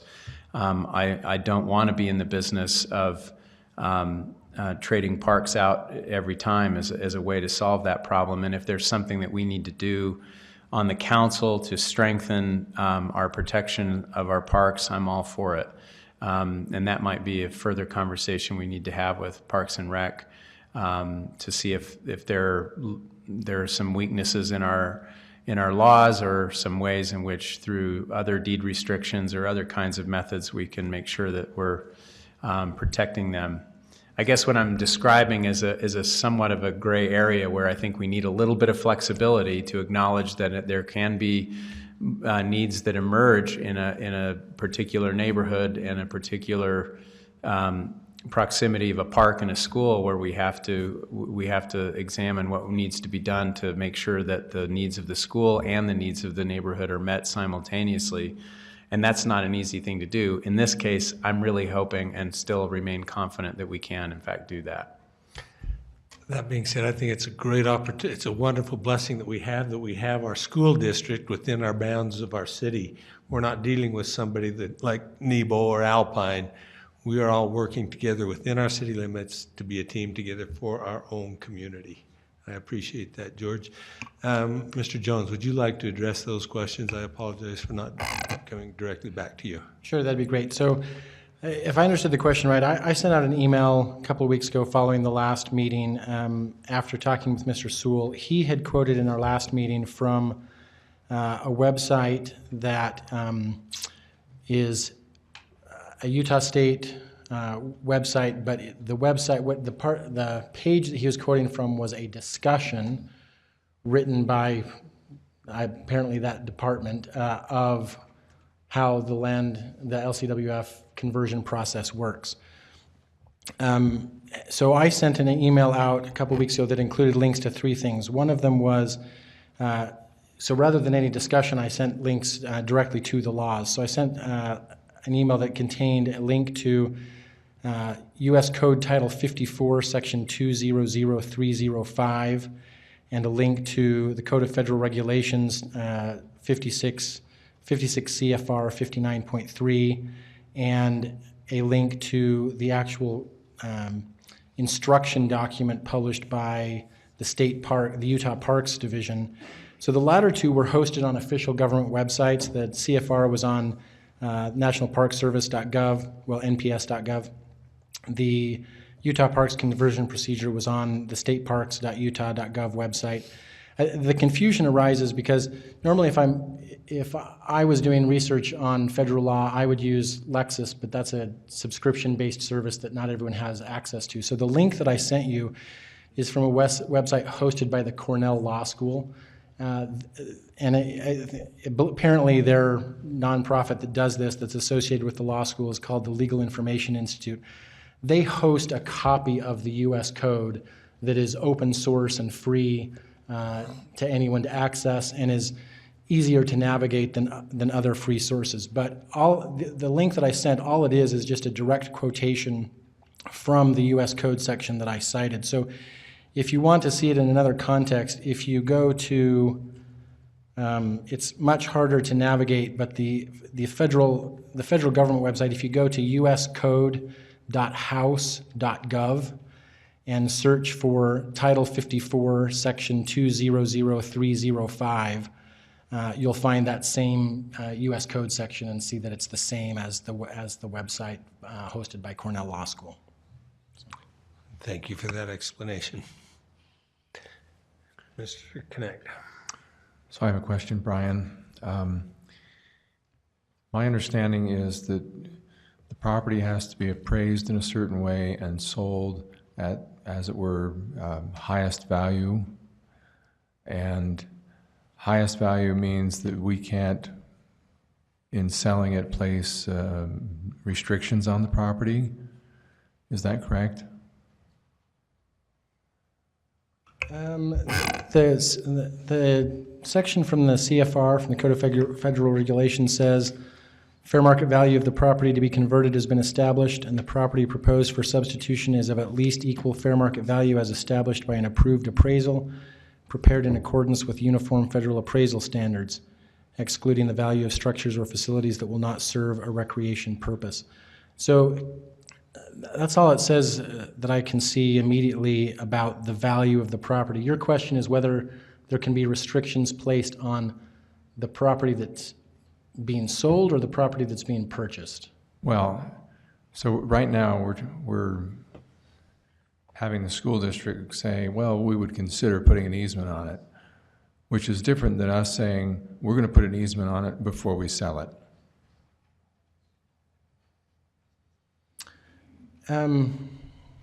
Yeah, I don't know. I may not be following the question. Yes, those two things are different, but I don't think that either one of them play into the question that the National Park Service will be addressing of whether or not all of the requirements, all the legal requirements for whether the substitution can take place or not. Okay, so I'm just wondering, I mean, it seemed like I'd heard in the past that the feds wouldn't allow us to sell it with restrictions on it. Oh, I think I know what you're referring to.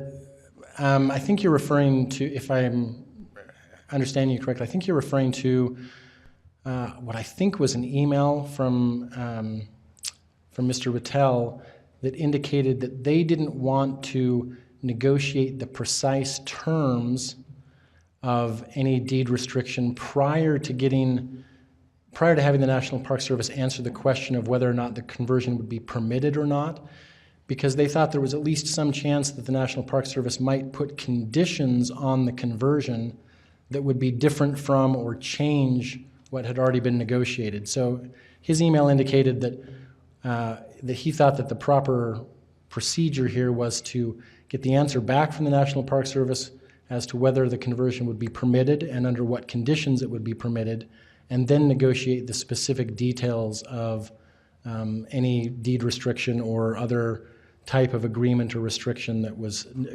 associated with the sale. Okay, so I think one question about that, I think the federal government required us to sell it at full Yellow Book value. And if by putting deed restrictions, that diminished the full Yellow Book value, and that could have caused a problem because we had to sell it at full Yellow Book value. If you put a deed restriction on it, does it reduce the value of that property to where it may not apply? Certainly restrictions would affect the value, and that may play into that question of whether full value has been received or not.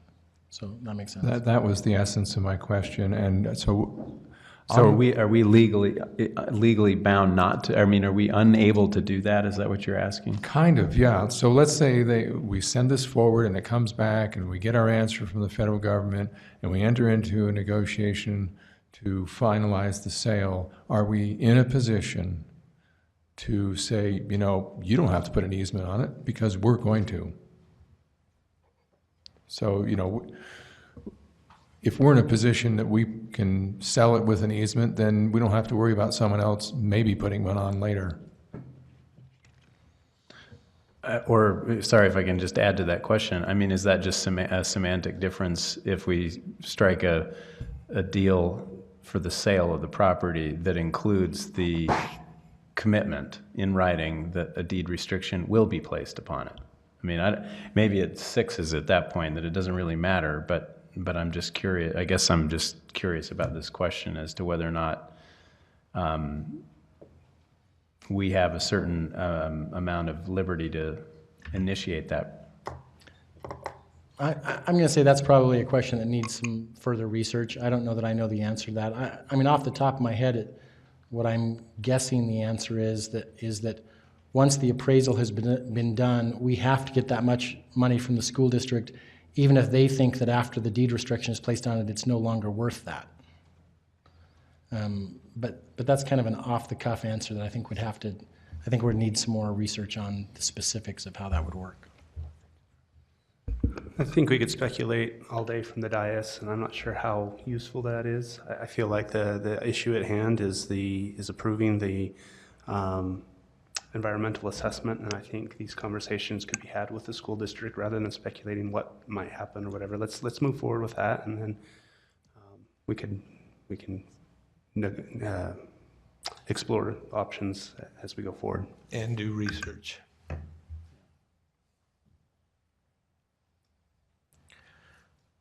Okay, Mr. Sewell. I was really pleased to hear some of the comments that I heard tonight. It feels like we're moving toward about as close as we can get to a win-win resolution on this. One of my concerns from the beginning was I'm very concerned about trust in government, and I've just seen so many examples of decisions being made out of expediency in government, politics, business, and so on. I try to imagine myself if I was in government at the time that the Bunus family agreed to sell the property and the agreement was made that it would be a park in perpetuity, and the federal funds were sought for that purpose. I keep asking myself, how would I feel if I had been involved in those discussions about the way this has gone? And I feel like the family would probably feel pretty good if we can get to a point where the school district can continue to use the ball fields and areas of the land that they have been using, and that the southern piece has strong legal protections, such as a deed restriction or an easement or the ownership of that piece reverting to Provo City. Any of those, I think, would provide the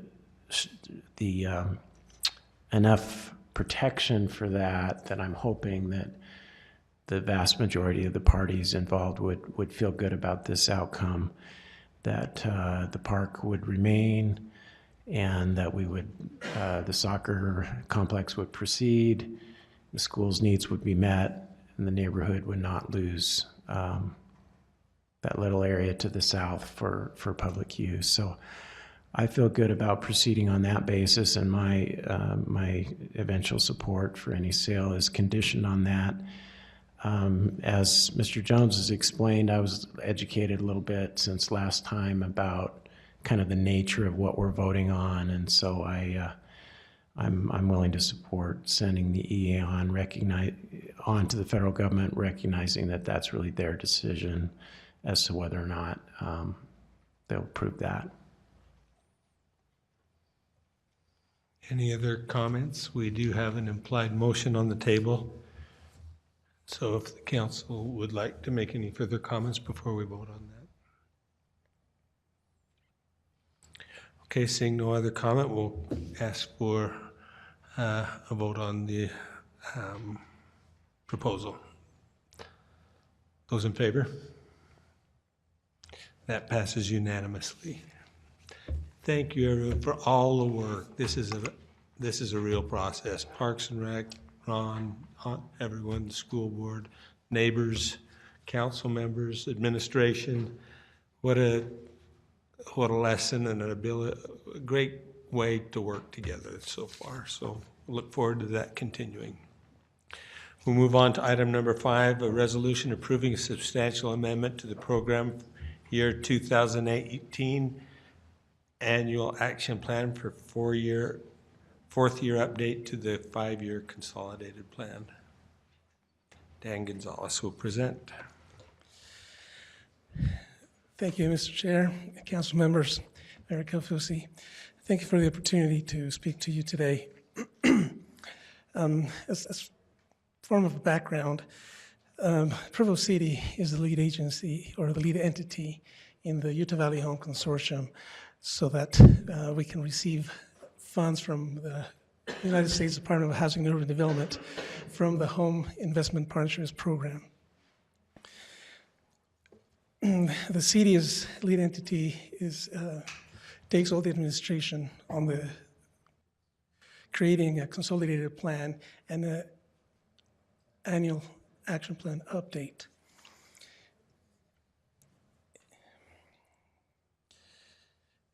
Today, the reason for being here is to submit to you a resolution, to adopt a resolution that would amend the 2018 action plan, which is the 4th update to the 2015 consolidated plan.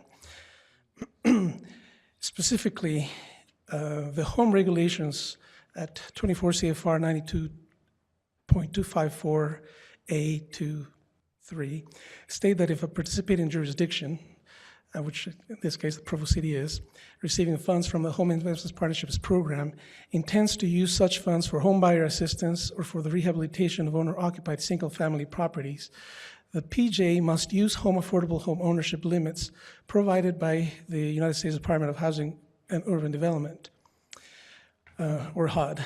HUD provides annually to PJs such limits for single-family housing based on the 95% of the median purchase price for the area using Federal Housing Administration, or the FHA, single-family mortgage program data.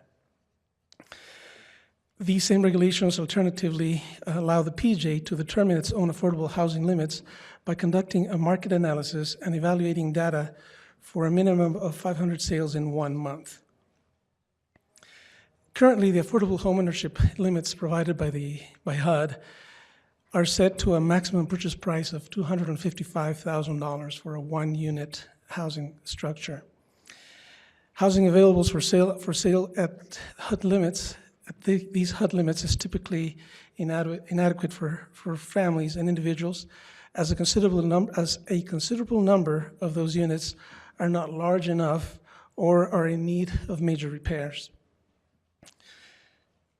Following the requirements from the regulation stated, PJ staff gathered and analyzed data of all single-family housing sales in Utah County, and for the month of August, found a total of 656 single-family home sales identified. The average priced among all sales is $398,135. Of this, the median price comes to be the $348,000, and the 95% of the median, which is the number that we would use, was found to be $330,600. Doing a search on the internet on available homes in the county, and we're talking about the county because it's the consortium. A search at realtor.com, filtering for Utah County and a maximum purchase price of $330,600, identified a total of 1,275 housing units, of which 10 were mobile homes, 550 were condominiums or townhomes, and 714 single-family homes. When changing this maximum to what HUD has available of 255, the limit of total homes available came down to 447. Again, 10 mobile homes, 305 condominiums or townhomes, and only 132 single-family homes. So there's a significant difference in the numbers that are available. Part of the reason to pursue the change is, again, the availability for families to purchase a home that will fit the needs of their family, and also not require them to invest additional funding or additional money to make the home a decent home. We have been following this because the market has been changing consistently. When we did we looked first at this in November 2017. We were looking at the 95 median price to be $305. Then we looked at purchases in February and March of 2018, and that came up to $317,000. Because of the trend increasing, we decided that it is,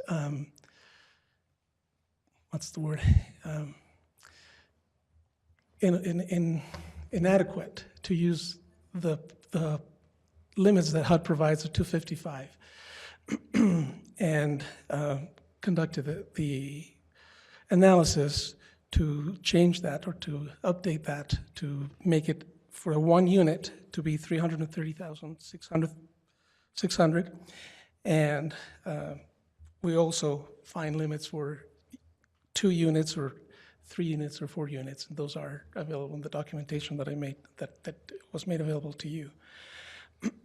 Because this is a significant change in the program, we are required to do a substantial amendment to the action plan. Following the citizen participation plan within the consolidated plan, we opened up a 30-day comment period in October, which will be ending at the end of this public hearing. We published that notice twice in the paper, and through email and other methods, communicated to any that would be interested in the change. What this basically does is just adds the number of homes that will be made available to the families. It doesn't tie families to have to purchase a home that is of that price, but it gives the opportunity to look at more variety so that their family makes a better decision. If you have any questions, I'm ready to answer. Dave? I just applaud this effort. This is so timely.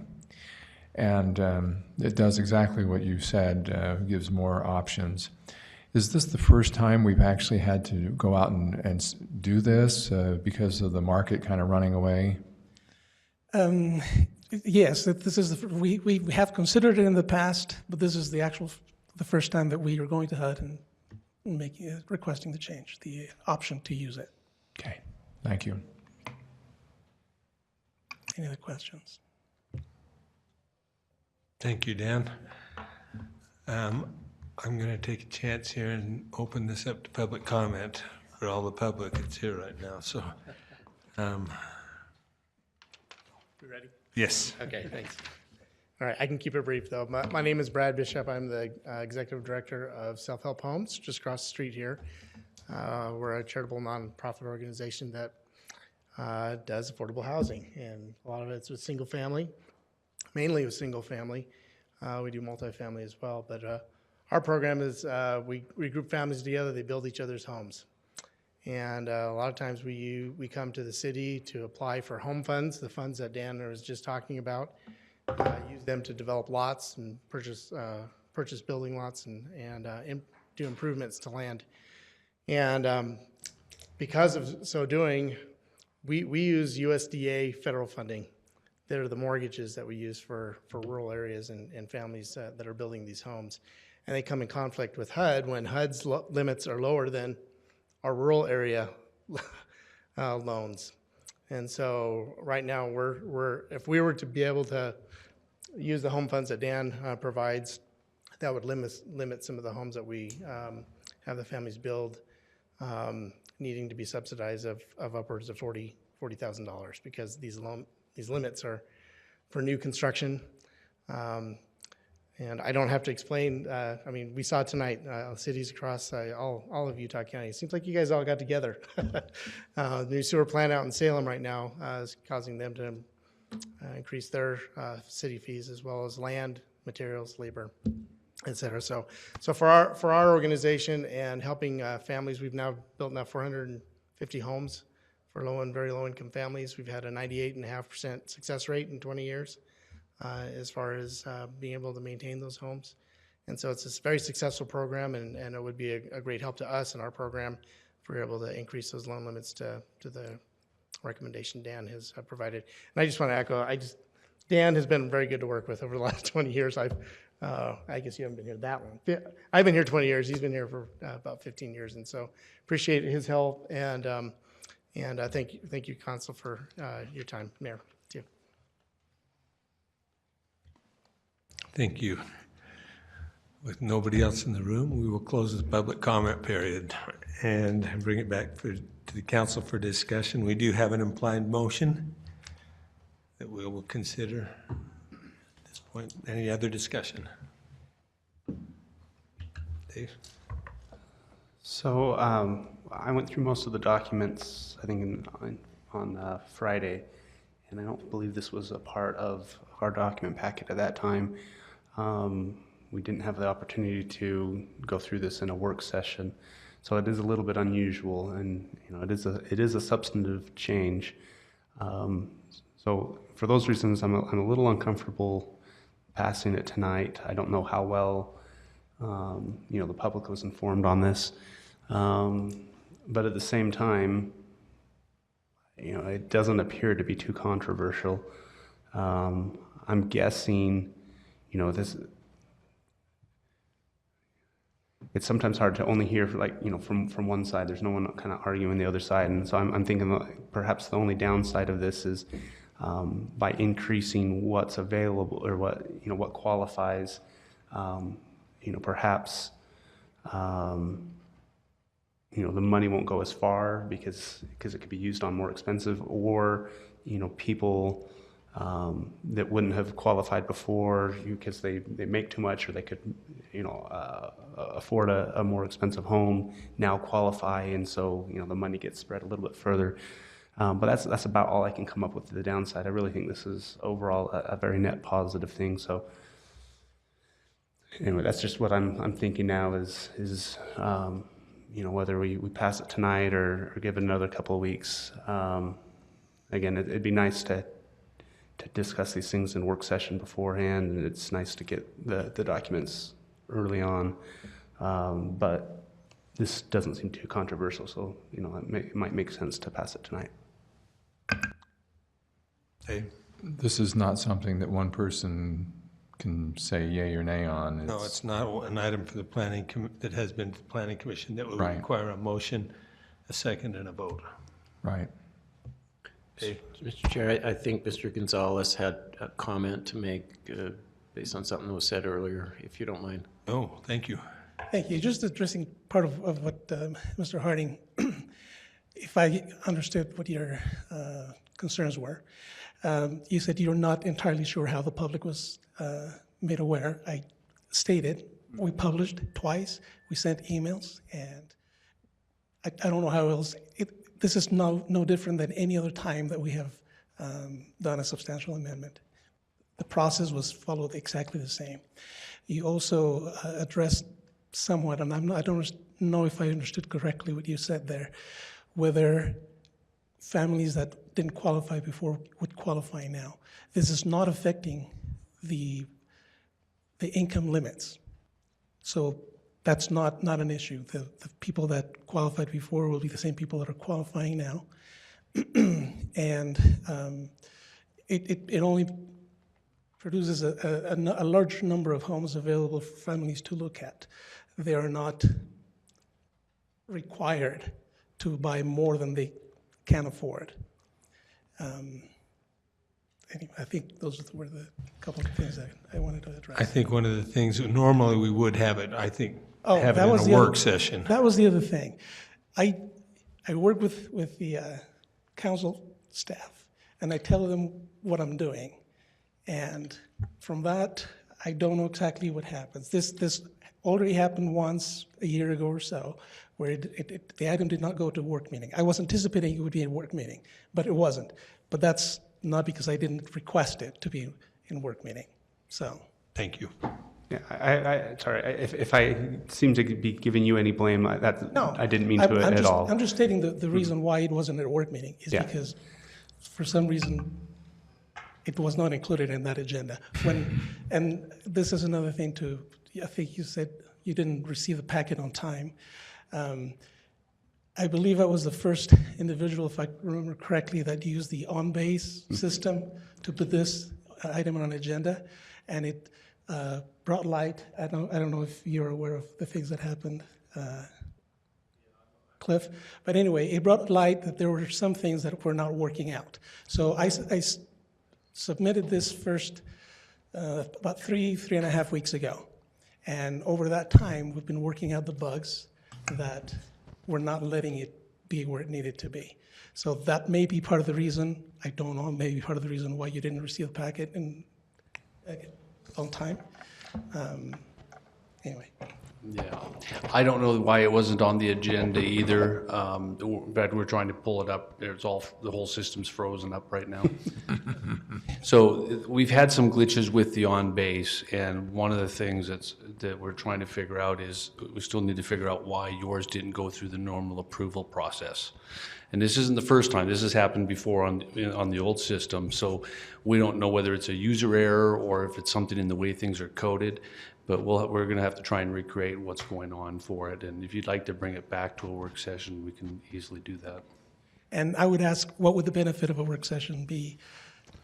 Again, what we're looking for to do here is benefiting. It's not really punishing or, I can't think of a different word. It's not limiting, it's offering. Anyway. Could I just kind of follow up on that, or should I wait until later? Go ahead, and then we'll go to George. Okay, just a kind of quick follow-up. I appreciate it, and I hope you didn't take that as anything critical of you. Yeah, that we've had some technical issues as we transition. It's no one's fault. It's just it is what it is, and we're here tonight. You talked about what's the benefit. Sometimes it's more convenient, more comfortable to have kind of back and forth discussion in the work meeting rather than tonight. Just help me understand. Why have a limit at all? Why the two, whatever it was, and moving it to 33? Why does the government? I mean, why not $3 million? I don't know. The statute for the home program was written in such way that it required a maximum purchase price limit. I don't know why, but that's what the requirement is. For any assistance with providing down payment assistance or assisting with owner-occupied rehabilitation. The statute is you cannot go over this limit. And the statute states the limit is going to be established by whatever, the process that I just mentioned. And so HUD comes up with that every year. And every year we have been using that. It's just how it is. Except now, because of how the market is in our county, it's completely out of sync. And so since the regulations gives us an opportunity to do something about it, that's what we're looking to do. Open up a bigger gamut of homes that may be available for families. That's all. The statute does not allow us to do anything with income limits or any other limits imposed by the statute on the program, but it does on this one. So, See, before George was up, did you have? I was first. I'd just like to go ahead and vote on it tonight. I think we have enough information. I hate to have Mr. Gonzalez come back again and go through this all again. It just elongates our session. So I have enough, at least, information to vote on it tonight. I don't know about the rest of you. and I agree, I think I have enough information, but I think Dave was asking, like, gee, if we up the limit and more money is spent on one house, or, you know, our program money might be utilized, would that maybe take enough money out of the system that you would have fewer people that actually became, were helped because some of that money disappeared into a larger home? So let me address that. For the last 3 years, we have seen a dramatic decrease on our being able to use the funding for down payment assistance. And mostly is because the homes that are available are not. Families are not going for those types of homes. And in some cases, they decide better not to use our funding because it limits them in this way. So, for example, 5-6 years ago, we were doing anywhere from 35 to 40 loans a year. The last 2 years, we've done 9 or 10. So it's a significant decrease, and it's in part because of the limit of what they can have. Now that the home is, that the maximum purchase price limit is raised, we still have the same kind of people that would be looking to apply for funding, and we are looking at our programs where we maybe, so our program, our down payment assistance program is based on need and also on these limits, right? So we will be changing our program because there may be the need for an additional subsidy, if you want to call it that, for a family to be able to get into the home. But at least we will be able to help families, which we are not doing right now. So I consider these all positive moves that you are making to help raise the number of people that actually can take advantage of the programs, they can find housing that they desire to get into, so that we can see the number go higher than, you said, 9. That's really low. So I fail to see really a significant downside. I see this as a needed adjustment. Thank you. Any other questions? Any other questions? Okay, we have an implied motion on the table, and if any member of the council would like to make a different motion, we'll entertain that. If not, we'll call for a motion, a vote on this motion for the resolution. Those in favor? That passes unanimously. And if there's no objection, we will now adjourn by unanimous consent.